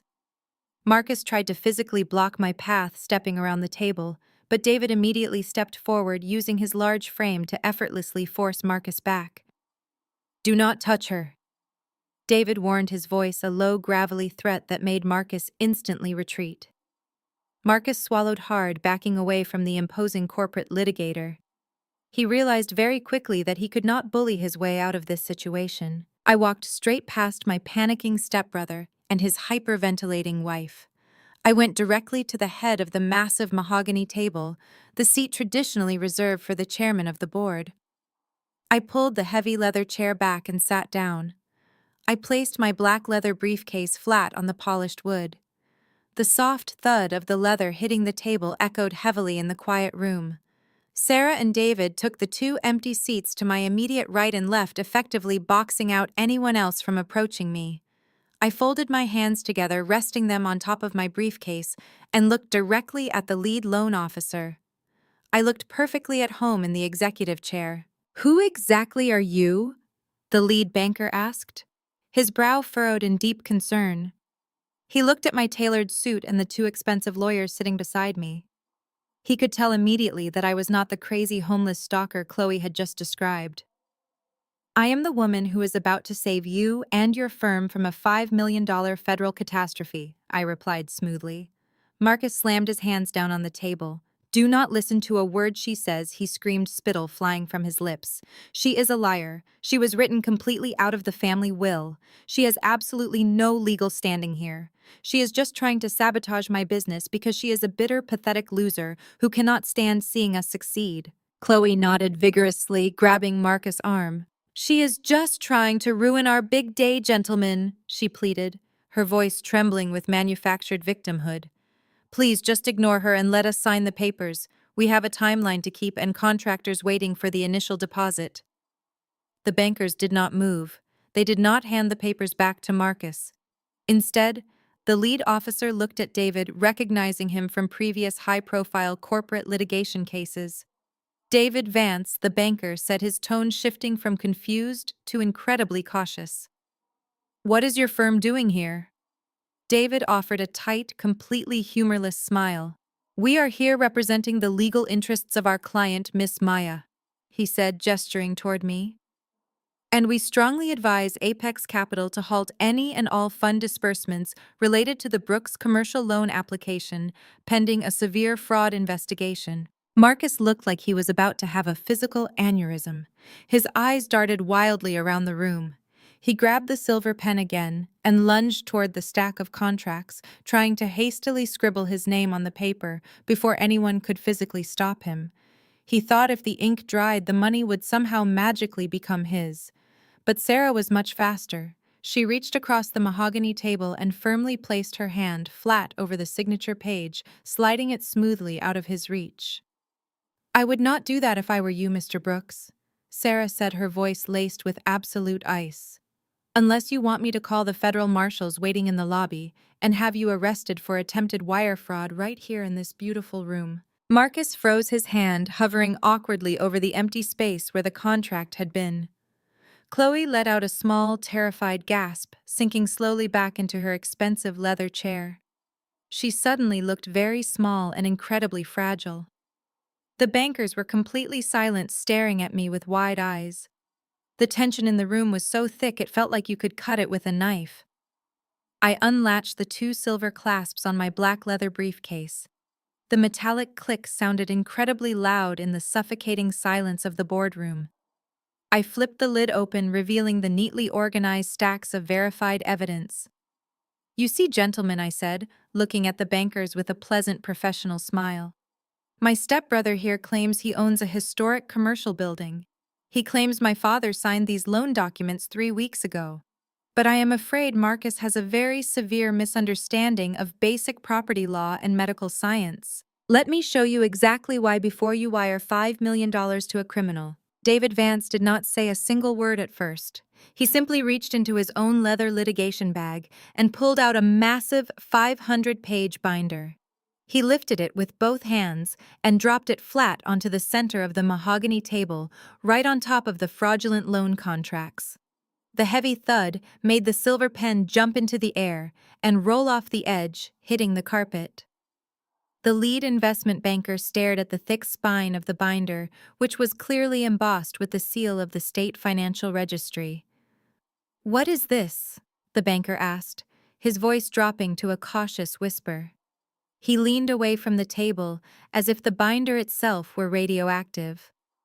"That is the complete unredacted documentation for the Hattie family irrevocable trust," David said, adjusting his suit jacket. "Established exactly 10 years ago by the late Hattie Brooks. It is a fully funded, active corporate trust that holds the title to 17 commercial properties across the state. Included in that portfolio is the historic commercial building located in the downtown business district. The exact same building Mr. Brooks is currently attempting to use as collateral for a $5 million loan." Marcus scoffed loudly, trying to project a confidence he clearly no longer possessed. "This is ridiculous," he stammered, looking at the bankers. "Do not listen to him. My mother is the sole executor of my grandmother's estate. She has a newly minted, legally binding will that overrides whatever old paperwork they just dragged in here. My grandmother left everything to my father, and my mother has his medical power of attorney. She authorized this transfer. This is our property." David offered Marcus a look of profound professional pity. "Mr. Brooks," David said, slowly enunciating every single syllable so there could be absolutely no misunderstanding. "A last will and testament is a document that distributes the personal assets a deceased individual owns at the exact moment of their death. But you cannot inherit what a dead person does not own." Marcus blinked, his face scrunching up in confusion. "What are you talking about?" he demanded. 10 years ago, your grandmother legally transferred the deed of that commercial building out of her personal name and directly into the corporate holding of the irrevocable trust, David explained, his voice echoing clearly in the silent boardroom. It ceased to be her personal property a decade before she died. Therefore, when she passed away yesterday, that building was not a part of her estate. Vivian will is a completely legally useless piece of paper. It does not matter what it says because the property is governed exclusively by the trust bylaws, and the sole authorized trustee of that entire $15 million portfolio is sitting right there. David pointed a firm finger directly at me. Maya is the legal owner of the building. She is the only person on earth who can authorize a lien against it. The lead banker's face drained of all color. He looked from David to me and then turned a furious glare toward Marcus. "You presented us with a forged deed of trust," the banker said, his voice shaking with sudden anger. "You claimed your father owned this building and signed it over to you." Chloe jumped in, her voice shrill and panicked. "He did own it," she cried out desperately, clinging to her collapsing narrative. "His father signed the transfer papers 3 weeks ago. We have the notarized signature right there in your file." That was the exact moment Sarah Jenkins decided to speak. She unclasped her own folder and pulled out a stack of documents printed on hospital letterhead. She slid them across the glass surface toward the 3 bankers. "I am a former federal prosecutor specializing in estate fraud," Sarah said, her tone sharp and completely devoid of warmth. "I highly suggest you examine those medical records before you defend that signature, Mrs. Brooks." The lead banker grabbed the hospital records, scanning the first page rapidly. "Those records detail the severe medical condition of Maya," Father Sarah continued.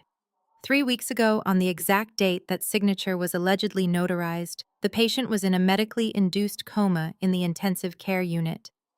Furthermore, he had suffered a massive stroke that left the entire right side of his body completely paralyzed. He is right-handed.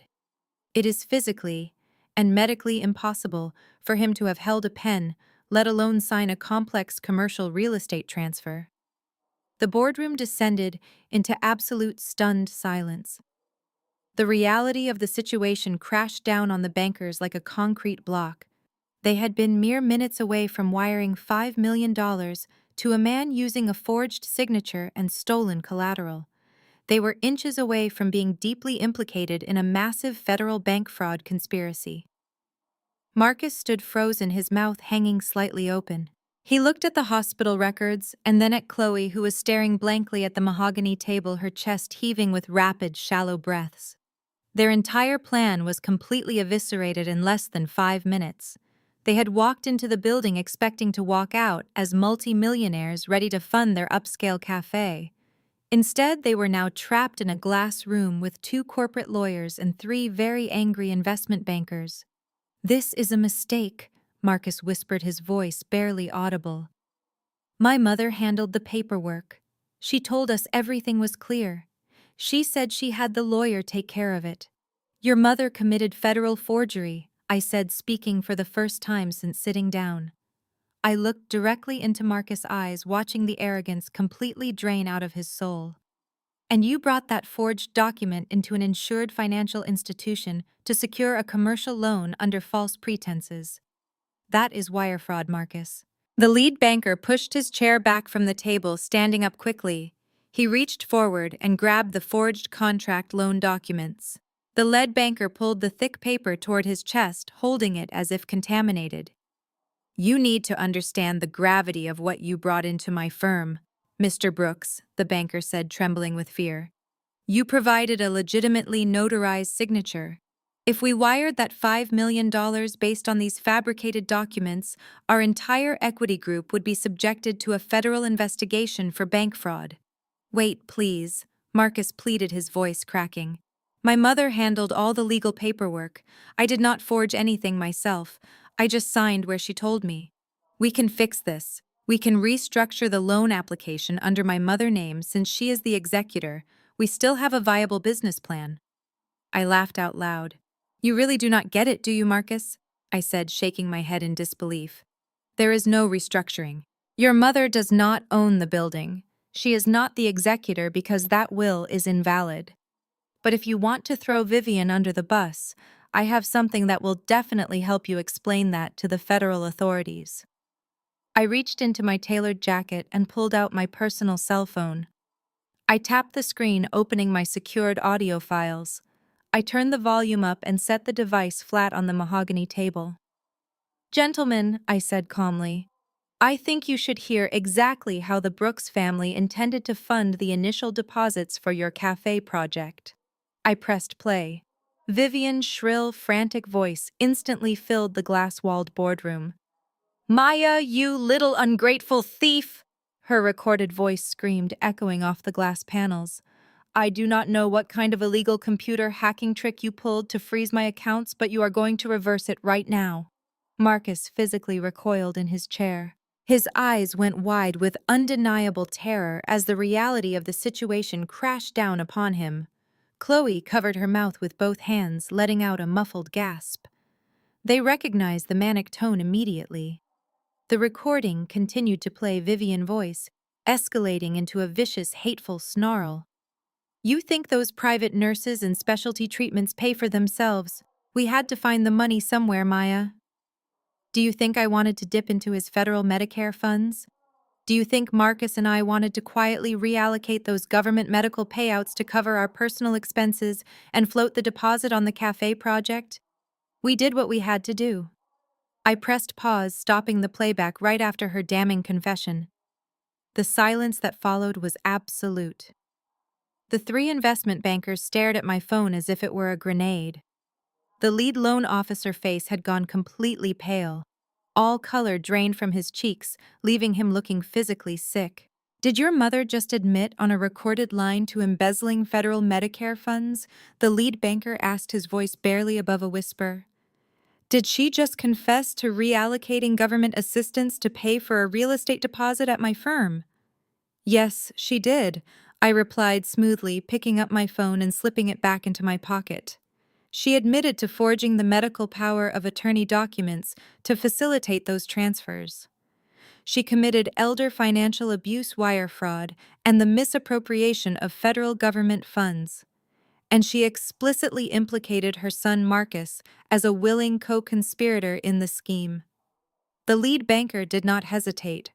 He stood up, grabbing the thick stack of fraudulent loan contracts. He gripped the pages with both hands and violently ripped the entire stack directly in half. The sound of tearing paper echoed sharply in the room. He tossed the shredded documents onto the center of the table right in front of Marcus. "This meeting is over," the lead banker announced, sharp and commanding.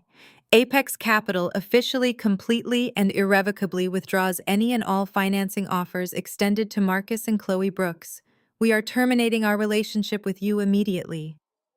The other two bankers were already out of their seats, frantically snapping their briefcases shut. They treated Marcus like walking toxic waste. The lead officer pointed a stern finger at Marcus, who was now slumped down in his chair, completely defeated. "You need to leave this building right now," the banker ordered. "Our legal department will be retaining copies of your original application file to protect our own liability. If a federal investigator contacts us regarding your fraudulent activities, we will cooperate fully and hand over everything we have. Do not ever attempt to contact this firm again." Without waiting for a response, the three bankers turned and marched out of the glass boardroom. The heavy door swung shut behind them, leaving a finalized, permanent silence. I watched them walk down the hallway, their urgent footsteps fading into the distance. Marcus' $5 million dream had just evaporated in seconds. He expected to become a real estate mogul. Now he was sitting in front of a pile of torn paper, staring down the barrel of federal indictments. Chloe was openly weeping, now her face buried in her hands. Her crisp white pantsuit suddenly looked ridiculous. Her perfect Instagram moment had turned into a nightmare. She bragged to the entire world about securing generational wealth and taking out the family trash. Now the whole world was going to watch her husband get dragged away in federal handcuffs. David and Sarah sat quietly beside me, radiating calm professional satisfaction. They had just witnessed a masterclass in corporate execution. I did not feel any pity for the two people crying across the table. They tried to throw me out on the street. They mocked my grandfather's legacy. They had actively stolen from my comatose father.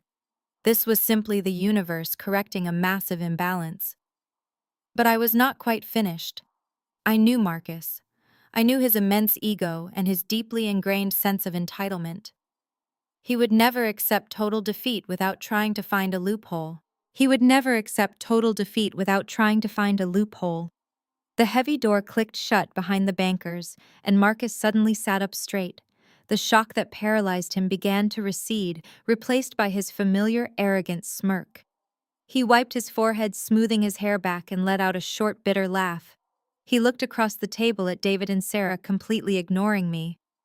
"Fine," Marcus said, his voice regaining its obnoxious, confident cadence. "So my mother forged the will and the signature. That was her mistake, not mine. I am not going to jail for what she did. And fine, the building is in an irrevocable trust. Grandma Hattie played a legal game. But you lawyers seem to be forgetting one extremely fundamental piece of the puzzle." Marcus stood up, leaning his knuckles on the table, glaring down at me. "I am Hattie Brooks' biological grandson. I am the only male heir. You, Maya, are just the stepdaughter. You do not share her blood. Even if you are the primary trustee, a trustee is just a glorified property manager. You have a fiduciary duty to distribute the assets to the actual beneficiaries.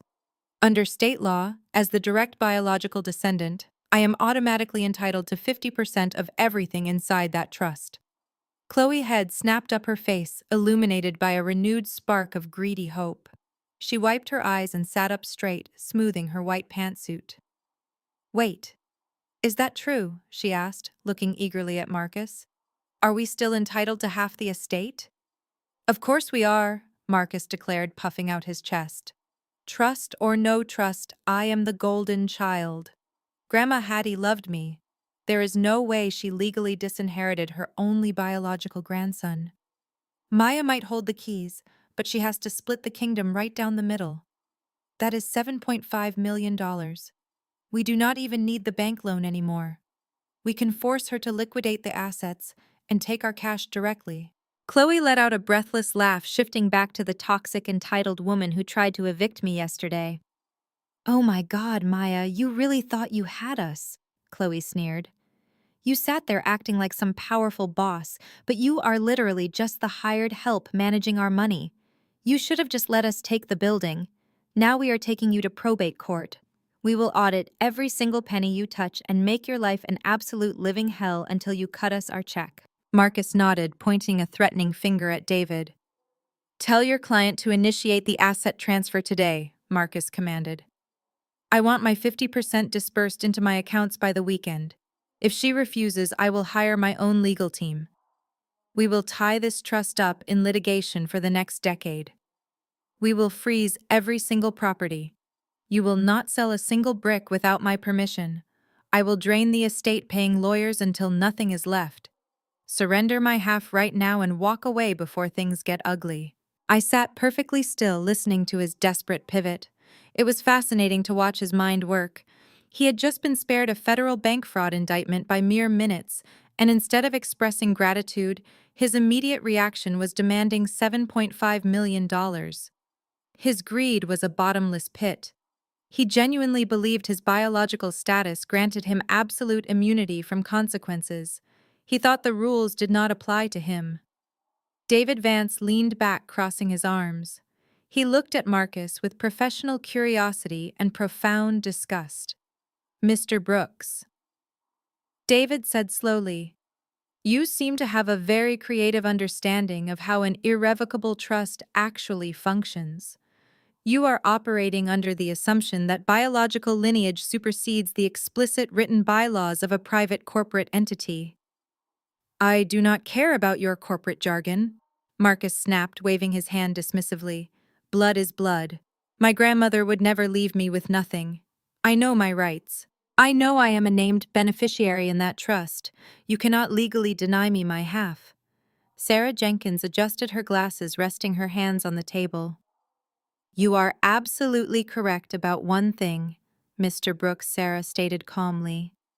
You were indeed listed as a primary beneficiary when your grandmother drafted the trust 10 years ago. You were slated to receive exactly 50% of the total asset valuation upon her death. Marcus slammed his hand on the table in victory, a massive grin spreading across his face. "I knew it," he shouted, turning to Chloe. "I told you she was bluffing. They cannot touch us." Chloe clapped her hands, letting out a triumphant squeal.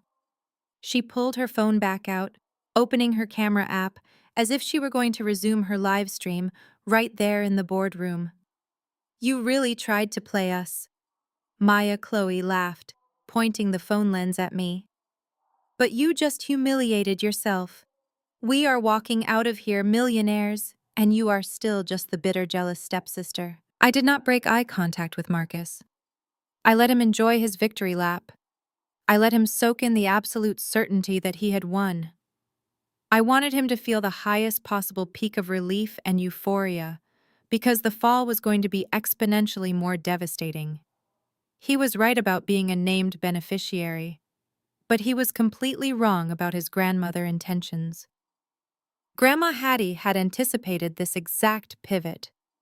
She knew Marcus would try to use his bloodline as a weapon to claim what he had not earned. And that was exactly why she engineered the trap. "Are you quite finished, Marcus?" I asked, my voice cutting through their obnoxious celebration. "I am finished when my money is in my bank account," Marcus fired back, leaning over the table to try and intimidate me. "Now open that binder and show me the distribution schedule." I unclasped my hands and reached into the inside pocket of my tailored charcoal blazer. I did not pull out a massive legal document. I did not pull out an official bank statement. I pulled out a small, flat piece of paper carefully folded down the middle. I placed it flat on the polished mahogany table right where the shredded fraudulent contracts used to be. It was finally the exact perfect moment to completely spring the massive trap Grandma Hattie brilliantly set for him. I smoothed the small piece of paper against the polished wood. It was not the original check, of course. That was securely deposited in the master trust account. What I placed on the table was the official First National Bank transaction receipt. The bright red ink of the teller validation stamp stood out vividly against the crisp white paper. I slid it forward across the glass surface until it was sitting directly under Marcus' line of sight. "What is that?" Marcus asked, his brow furrowing deeply. He leaned forward, squinting at the red ink. "Are you seriously showing me a bank deposit receipt right now? You think $27,000 means anything to me when we are talking about a $15 million estate? You are playing games, Maya. You are stalling because you know I am legally entitled to half of that portfolio." "I am not playing games, Marcus," I said, keeping my voice perfectly level and devoid of any sympathy. "I am just following the exact rules your grandmother wrote. You see, you were absolutely right about being a named beneficiary. You were legally entitled to 50% of everything she built. But corporate trusts, especially irrevocable ones, do not function like standard wills. They operate precisely like private companies. And companies have strict bylaws that every single participating member must adhere to in order to maintain their active legal status." Marcus stared at the receipt, still not fully comprehending the trap closing around him. Chloe leaned closer, her eyes rapidly scanning the numbers printed on the paper. "What does a bank receipt have to do with his inheritance?" Chloe demanded, her voice tight with a sudden growing anxiety. She could sense the shift in the room, and it terrified her. "Everything," I replied, leaning back comfortably in the heavy leather executive chair. "Grandma Hattie knew exactly how greedy you both were. She knew Vivian was whispering in your ear every single day, telling you that she was going crazy and losing her mind. So she decided to test you. She decided to see if you respected her enough to accept a final gift without mocking her. She wanted to see if you possessed even a basic foundational level of financial literacy before handing over the keys to a real estate empire." I looked at David Vance, who gave a small approving nod before I turned my attention back to my panicking stepbrother. "Do you remember what Grandma Hattie whispered to me at the cookout, Marcus? Right after you threw your check into the barbecue grill to show off for your mother friends." Marcus swallowed hard. His face was starting to lose its arrogant flush, replaced by a sickly pale hue. She was just babbling, he muttered defensively, wiping a bead of sweat from his temple. She was senile. She did not know what she was saying. She was quoting the legal bylaws of her own empire, I corrected him sharply. Section 4, Paragraph B, of the Hattie Family Irrevocable Trust. Let me recite it for you since I practically memorized it last night. I took a slow, deliberate breath, letting the anticipation fill the boardroom. Any named beneficiary of this trust, I began reciting the legal text with perfect clarity, must formally acknowledge their continuing participation in the corporate structure. To verify this active status, the primary trustee will periodically issue a mandatory corporate dividend to all listed beneficiaries. Marcus' eyes widened. The color completely drained from his face as the vocabulary finally started to register in his brain. A mandatory corporate dividend, he repeated, his voice hollow. Exactly, I said, offering him a cold, razor-sharp smile.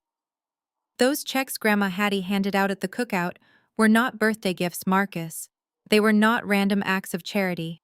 They were the legally required corporate dividends designed to verify your active status as a beneficiary of the trust. By accepting and cashing that check, you were legally signing your renewal contract. You were proving you were financially responsible enough to remain in the portfolio. But my mother said the account was dead, Marcus stammered, his voice dropping to a panicked, desperate whisper. She said Hattie was writing bad checks on a retail account that closed in 1998. She told me it was worthless paper. Your mother is an absolute idiot, I stated bluntly. She saw an old checkbook and made a catastrophic assumption because she has absolutely zero understanding of institutional wealth management. That routing number was tied directly to the primary holding account of the trust. It was fully active. And my receipt sitting right in front of you proves it. I went to the bank yesterday morning and cashed mine. I accepted my dividend. I maintained my active status. Chloe let out a sharp, terrible gasp. She looked from the receipt to Marcus, her face twisting in absolute horror. Wait, she said, her hands trembling as she clutched the edge of the mahogany table. If those checks were mandatory dividends, what happens if you do not cash it? What happens if you throw it away? I looked at Chloe, appreciating how quickly her ruthless mind grasped the severity of the situation. That brings us to the second half of Section 4, Paragraph B. I explained smoothly, folding my hands together. The forfeiture clause. The trust bylaws state explicitly that any beneficiary who refuses, destroys, or otherwise fails to deposit the mandatory corporate dividend within 48 hours of issuance is considered to have voluntarily surrendered their position within the trust. The silence in the boardroom was absolute. You could hear the faint hum of the air conditioning vents above us. Marcus was staring at the receipt as if it were a venomous snake about to strike him in the face. His chest was heaving, but he could not speak. By failing to process the dividend, I continued, my voice ringing out like a judge delivering a final inescapable sentence. The beneficiary automatically, immediately, and permanently forfeits their entire share of the trust. Their percentage is instantly absorbed by the remaining active beneficiaries. There is no grace period. There is no appeal process. It is a legally binding, voluntary surrender of all assets. Marcus started shaking. His hands trembled so violently, he had to grip the edge of the table to steady his entire body. No, he whispered, shaking his head frantically side to side. No, that cannot be legal. You cannot just trick someone out of $7.5 million over a stupid piece of paper. There was no trick, Marcus David Vance interjected, his deep voice cutting effortlessly through Marcus' panic. You were handed a valid financial instrument directly by the creator of the trust in front of 36 witnesses. You made a conscious public decision to destroy it. You voluntarily surrendered your legal rights. The 48-hour window expired exactly 1 hour ago. I leaned forward, resting my arms on the table, looking directly into Marcus' terrified, tear-filled eyes. You literally held your entire inheritance in your hands, Marcus, I said softly, making sure every single word pierced his inflated ego. You held $15 million in generational wealth, And because you wanted to look cool in front of Chloe and your mother country club friends, you ripped it into tiny pieces and threw it into a barbecue grill. You burned your own golden ticket. Marcus stared at me, his mouth opening and closing like a suffocating fish. He looked down at his empty hands as if trying to magically conjure the ashes of the check back into existence. I could actually see the exact second his brain processed the monumental scale of his catastrophic mistake. It was the physical evaporation of $7.5 million. It was a lifetime of unearned luxury, absolute privilege, and arrogant superiority, permanently wiped out by a single childish temper tantrum over a hot backyard grill. No, he gasped, taking a clumsy step backward. His expensive leather shoes squeaked loudly against the polished hardwood floor. No, you are lying. You are making this up. It is a fake clause. You cannot lose millions of dollars over a simple misunderstanding. I did not know what it was. I will sue you. I will take this to the highest court in the state. David Vance closed his massive legal binder with a heavy, decisive thud. You can certainly try, Mr. Brooks, David said, his voice completely devoid of any professional sympathy. But I can guarantee you that no judge in this state will entertain your case. Irrevocable trusts are designed specifically to bypass probate court and prevent this exact type of frivolous litigation. The terms are absolute. Your grandmother's signature established the rules. You were of sound mind when you destroyed the financial instrument. Ignorance of your own corporate bylaws is not a legally defensible position. But she is my sister, Marcus pleaded, turning his desperate, panicked gaze toward David and Sarah. She knows I did not mean to do it. She can reverse it. She is the trustee. She can just write me another check. Sarah Jenkins leaned forward, adjusting her glasses. The trustee has a fiduciary duty to execute the trust exactly as it is written. Sarah clarified, her tone colder than ice. Maya does not have the legal authority to arbitrarily waive a mandatory forfeiture clause just because you feel bad about your actions. To do so would be a breach of her fiduciary responsibility. The moment that 48-hour window closed, your 50% share was automatically absorbed back into the primary trust. Maya is now the sole 100% beneficiary of the entire $15 million estate. You have zero equity, zero leverage, and absolutely zero recourse. Marcus let out a guttural, choked sound. It was a noise of pure, unadulterated agony. His knees buckled. His legs simply stopped functioning under the crushing weight of reality. He collapsed heavily onto the floor of the glass-walled boardroom, his tailored suit pants wrinkling against the carpet. He landed hard on his hands and knees, completely abandoning any remaining shred of his fabricated billionaire persona. He was no longer the arrogant golden child. He was a broken, terrified man kneeling in the ruins of his own colossal stupidity. Please, Maya, he begged, his voice cracking as tears finally began to spill down his face. Please do not do this to me. I am your brother. We are family. You cannot just leave me with nothing. I have huge credit card bills. My mother cannot bail me out if her accounts are frozen. I will lose everything. They will take my house. Please just give me my half. I am begging you. I looked down at him, feeling absolutely nothing but a cold, quiet sense of closure. You were not my brother yesterday, Marcus, I reminded him, my voice steady and unforgiving. When you stood in the hallway of the hospital and laughed while your mother handed me a fake will, you did not care about family.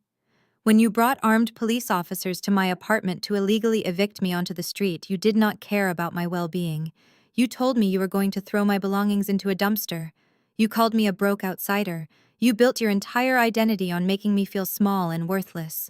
I stepped out from behind the heavy leather chair, looking down at his trembling form. You had every advantage in the world, Marcus, I said.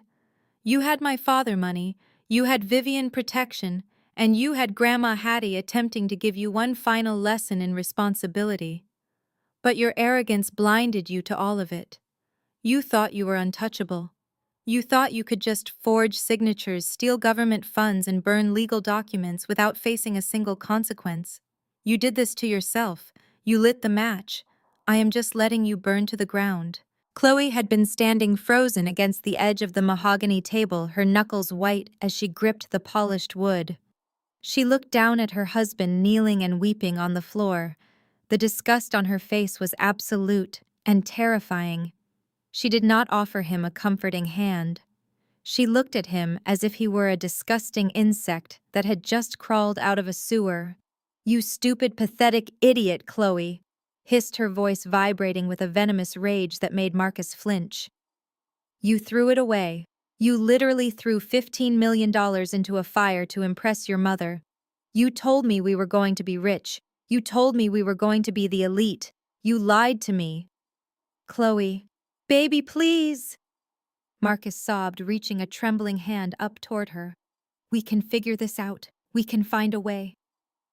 "Do not touch me," Chloe screamed, swatting his hand away violently. She backed away from him, her eyes wide with panic and fury. "You forged a federal loan document, Marcus. You are going to federal prison. The bank already has our file. They are going to call the authorities. I am not going down with you. I had nothing to do with that fake signature. I did not sign anything today. You and your crazy mother did all of this without me. I am completely innocent." Marcus looked up at Chloe, his tear-streaked face twisting in absolute disbelief. "Innocent," he repeated, his voice trembling. "You were right there with us, Chloe. You picked out the cafe design. You helped Mom find that sleazy notary. You cannot just abandon me now. We are married. We took vows." Chloe let out a sharp, hysterical laugh that echoed off the glass walls. Vows, she mocked, stepping further away from him as if his sudden poverty was a contagious disease. "You think I took those vows because I actually wanted to spend the rest of my life watching you play pretend businessman while your mother paid your credit card bills? Wake up, Marcus. I married the golden child. I married the heir to a $15 million real estate empire. I did not marry a broke felon who cries on the floor of a boardroom because he accidentally burned his own trust fund." Marcus shrank back, his eyes wide with shock. "You do not mean that," he whispered. "You are just panicking because the bank rejected the loan. We can hire a good lawyer to fight the trust." "I am not panicking," Chloe snapped, her voice hardening into a cold, ruthless edge. "I am furious. Do you have any idea what I gave up to tolerate your insufferable family? I sat through those agonizing Sunday cookouts, listening to your mother brag about her tacky country club friends. I pretended to care about your pathetic business ideas. I smiled and played the perfect supportive wife because you promised me we were going to be the elite. You promised me a lifestyle, Marcus. You promised me the commercial building. And what do you have now? Nothing. You have absolutely nothing." She began pacing back and forth, her crisp white pantsuit swishing aggressively. "You are millions of dollars in debt from the lifestyle you have been faking."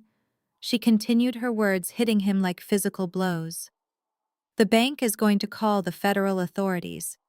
Your mother is probably going to be arrested for Medicare fraud by the end of the week. And you have zero equity to hire a decent defense attorney.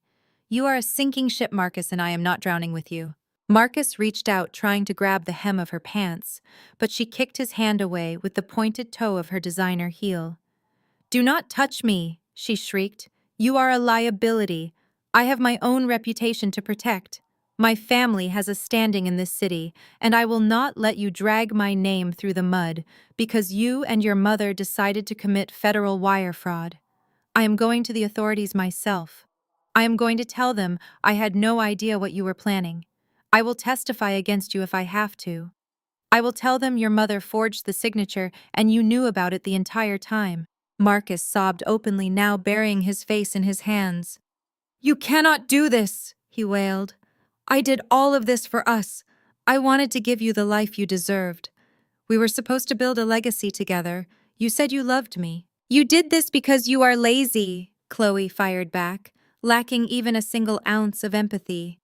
"You did this because you have never worked a hard day in your life, and you thought you could just steal from a comatose man and a smart woman." She pointed a sharp, manicured finger at me. "You thought you were so much smarter than Maya. You both did. Your mother convinced you that Maya was just the helpless stepdaughter. But look at her, Marcus. Look at who actually holds the keys to the kingdom. She has the money. She has the power. You are just a pathetic little boy crying on the floor. I sat quietly watching the absolute destruction of their marriage. It was a spectacular implosion.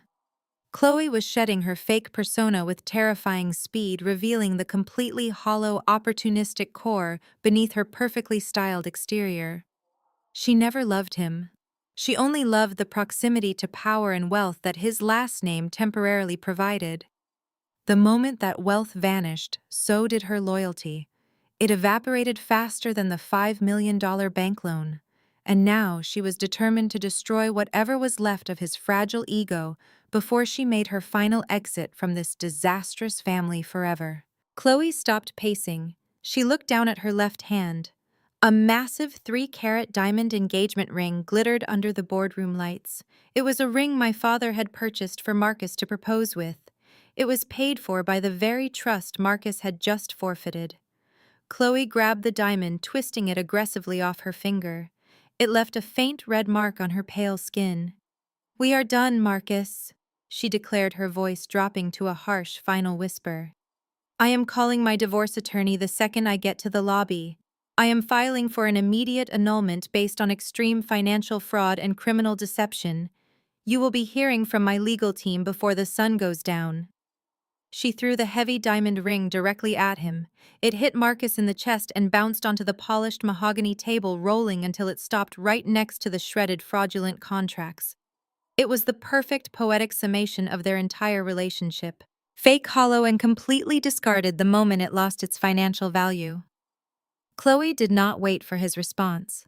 She turned on her heel, her white pantsuit completely pristine amidst the total wreckage of his life. She marched toward the heavy glass door, pushing it open. She did not look back. She walked down the carpeted hallway, pulling her phone out, her fingers flying across the screen to dial her lawyers. The heavy glass door swung shut behind her, cutting the sound of her frantic clicking heels. I watched the glass door settle into its frame. Marcus was still curled on the floor, a broken shell of the arrogant man who walked in 20 minutes ago. I picked up my black leather briefcase, the silver clasps clicking shut. David and Sarah stood up, gathering their legal binders. We offered Marcus no sympathy. We walked out of the glass boardroom, leaving him alone on the floor, surrounded by the shredded pieces of his fraudulent loan and his discarded wedding ring. We walked down the carpeted hallway and stepped back into the elevator. The doors slid shut, closing the chapter on Marcus Brooks forever. As the elevator descended 50 floors, I felt a profound sense of lightness. The suffocating weight of family toxicity I carried for 33 years vanished. But the execution was only half complete. Marcus faced his consequences, but the true architect of this misery was still sitting comfortably across town. The elevator chimed and the steel doors opened to the marble lobby. I stepped out, expecting to see the usual rush of corporate employees. Instead, the lobby was locked down. Standing near the security desk were 4 men wearing dark windbreakers with the yellow letters FBI printed boldly across their backs. 2 uniformed police officers stood near the revolving doors. Sarah Jenkins walked smoothly past me, heading directly toward the lead federal agent. As a former prosecutor, Sarah leveraged her contacts immediately. She coordinated a synchronized federal strike. The lead agent shook Sarah's hand and looked over at me, offering a respectful nod. "We received the raw audio files and the forged medical documents," Miss Maya, the agent, said. "A federal judge expedited the arrest warrants 10 minutes ago based on the explicit confession of wire fraud and Medicare embezzlement. We have a team heading upstairs right now to apprehend Marcus. And the second tactical team is already on site at the Oak Ridge Country Club to detain your stepmother." I stood in the marble lobby watching 2 federal agents step into the elevator to collect Marcus. My phone buzzed in my pocket. I pulled it out. It was a text message from a former high school classmate who worked as an event coordinator at the Oak Ridge Country Club. Attached to the message was a live video link. Word traveled incredibly fast in elite circles, and Vivian public meltdown over her declined credit cards had already drawn a massive audience. I tapped the link, opening the video just as the federal tactical team made their entrance. The camera angle was shaky, clearly recorded by someone hiding behind a large floral arrangement in the country club dining room. I could see Vivian sitting alone at her corner table. Her wealthy socialite friends abandoned her after the humiliating credit card incident. Vivian was furiously typing on her phone, her face a mask of smeared makeup and pure rage. She was completely oblivious to the real world crashing down around her until the heavy oak doors of the dining room flew open. 3 federal agents walked directly into the elite dining space. They did not care about the dress code or the quiet atmosphere. They marched straight to Vivian's table. The entire room went dead silent. The clinking of crystal glasses and the soft murmur of wealthy gossip ceased instantly. Vivian looked up, her eyes widening in absolute terror as the lead agent flashed his gold badge. Vivian Brooks, the agent, announced, his voice booming across the silent dining room. "You are under arrest for federal wire fraud forgery and the misappropriation of government Medicare funds. Please stand up and place your hands behind your back." Vivian completely lost her mind. She scrambled backward, her chair tipping over and crashing loudly onto the hardwood floor. "No!" she screamed, her voice shrill and hysterical. "You have the wrong person. I am the executor of an estate. I am a wealthy woman. You cannot arrest me here. Do you know who I am?" The agents did not hesitate. They moved forward with clinical precision. 2 agents grabbed her arms, twisting them behind her back. The sharp metallic click of the heavy steel handcuffs echoed loudly in the quiet room. Vivian thrashed and kicked, knocking over her table. A crystal glass shattered, sending sparkling water and ice cubes scattering across the floor. She shrieked desperately, scanning the room for any of her friends to help her. But nobody moved. Eleanor and the other socialites simply watched with expressions of pure horrified disgust. In their world, there was no greater sin than being publicly exposed as a fraud. Vivian's entire fabricated affluent facade was shattered into a million pieces right in front of the exact people she spent decades trying to impress. She was not a wealthy matriarch. She was a common thief being dragged out of a country club in federal handcuffs. The agents pulled her forcefully toward the exit.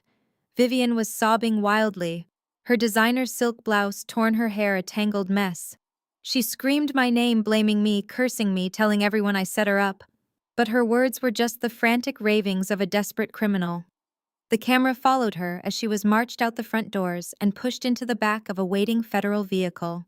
The red and blue police lights flashed brightly, reflecting off the white columns of the country club. I pressed the lock button on my phone, the screen going black. I took a deep breath, the cool air of the bank lobby filling my lungs. The empire was finally cleansed. Vivian and Marcus were on their way to federal holding cells, where they would face years of mandatory prison time. Their greed had been their absolute undoing. I turned to David and Sarah, thanking them for their brilliant legal execution. I pushed through the revolving doors and stepped into the bright city sunlight. For the very first time in my life, I was stepping into a world belonging entirely to me. 6 months have passed since that morning in the financial district. The transition from the bitter chill of winter to the vibrant warmth of early summer perfectly mirrored the profound shift in my own life. I was no longer the outsider looking in. I was no longer the scapegoat, forced to endure the condescending whispers of people who possessed a fraction of my intelligence and absolutely none of my integrity. I was finally the architect of my own reality. My very first act as the sole legal trustee was to secure full medical power of attorney over my father. Once Vivian was federally indicted, her legal hold on him dissolved instantly under emergency judicial review. I immediately moved him from the grim, understaffed, and highly depressing clinic where she had dumped him. I transferred him to a premier neurological rehabilitation center located just outside the city limits. His new room was bright and airy, featuring large windows that overlooked a serene private garden. He was still nonverbal, and his physical recovery was painfully slow, but he was finally receiving the dedicated daily physical therapy and basic human dignity he actually deserved. Sitting by his bedside on quiet Sunday afternoons, I often wondered if he understood the sheer magnitude of what his wife and stepson had tried to do to him. I wondered if he knew they were actively draining the funds meant to keep him comfortable. but I never spoke of them to him. I refused to let their names poison the air in his room. Instead, I only played the classic jazz records he used to love before the Strokes, before Vivian systematically erased his vibrant personality. I made sure his final years would be deeply peaceful, completely untouched by the toxic greed that had so thoroughly infected our family tree. With his medical care permanently secured, I turned my full professional attention to the historic commercial building downtown. Chloe, arrogant organic cafe project, was nothing but a laughable memory, now a foolish delusion of grandeur that never stood a chance. Instead of gutting the beautiful property and aggressively displacing the existing community, I used the massive trust capital to fully renovate the existing structures while strictly maintaining their rich historic integrity. I kept every single legacy tenant from the neighborhood bakery to the local bookstore, and I permanently froze their rent rates, ensuring they could continue operating without the constant suffocating fear of rapid gentrification. Today, the building stands proudly as a thriving, bustling epicenter for local Black-owned commerce. We completely transformed the vacant second floor, previously slated for Chloe Absurd Yoga Studio, into a collaborative modern workspace and business incubator for young aspiring entrepreneurs from the surrounding neighborhood. Walking through those vibrant halls, now I hear the beautiful sounds of genuine community. I see children running safely past the newly painted murals depicting our rich local history, and I hear the lively, passionate debates drifting from the barbershop on the corner. It is exactly what my grandfather envisioned when he laid the very first brick decades ago against insurmountable odds. Grandma Hattie knew the immeasurable value of this place. She knew it was never just a building to be leveraged for a quick predatory vanity loan.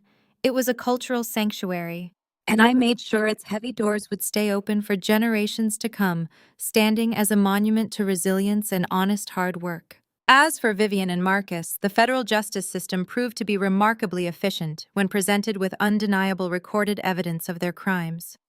Vivian formally pled guilty to multiple counts of federal wire fraud and elder financial abuse to avoid a highly publicized and incredibly humiliating trial.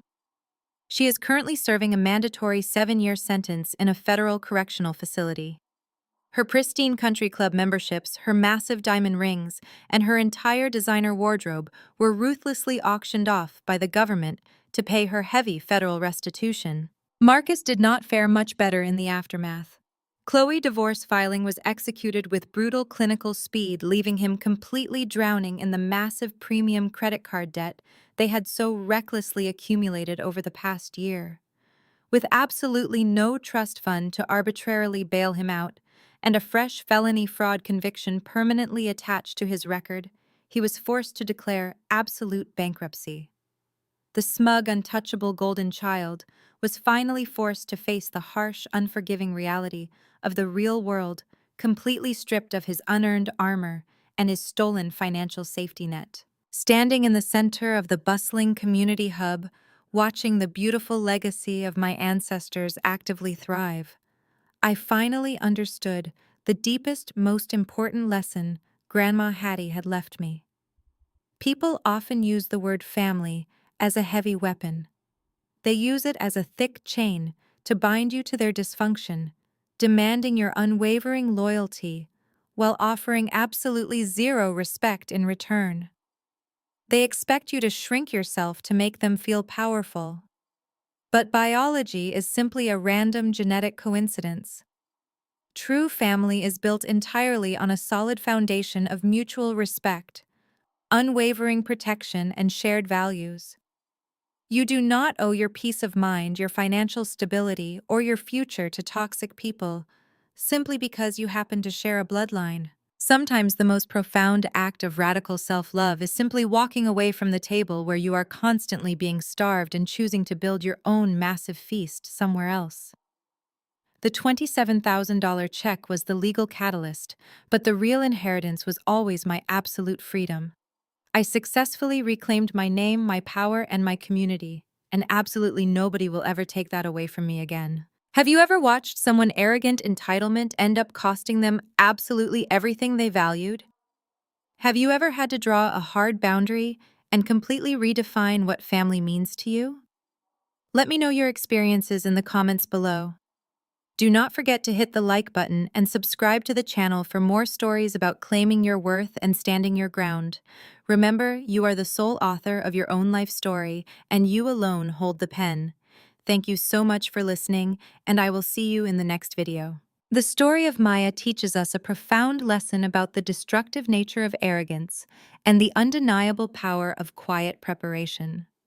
Vivian, Marcus, and Chloe built their entire identities around a fabricated sense of superiority.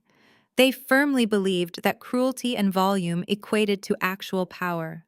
They foolishly mistook Maya's silence for weakness and her grandmother's strategic brilliance for senility. However, their ultimate downfall was not caused by Maya seeking petty revenge. It was triggered entirely by their own blinding greed. When we allow entitlement to dictate our choices, we completely lose our ability to see reality clearly. Marcus literally burned his own massive generational wealth simply because his fragile ego demanded a public display of dominance. Chloe instantly abandoned her marriage the exact second the money vanished, proving that relationships built on superficial foundations will always shatter under pressure.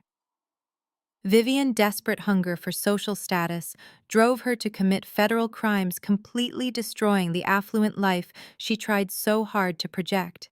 On the other hand, Maya demonstrated that true strength never needs to announce itself. She did not scream throw tantrums or stoop to their low level of public humiliation.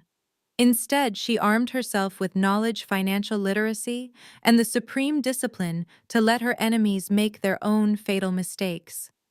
She understood that playing the long game requires emotional control and an unwavering focus on the absolute facts. This narrative reminds us that we never have to internalize the toxic labels placed upon us by deeply insecure people. When faced with malicious individuals, the ultimate revenge is not loud retaliation, but quiet competence. Arrogance will always set the trap, but patience will always spring it. If you found this lesson valuable, please share this reflection with someone who needs a reminder to stand strong in their truth today.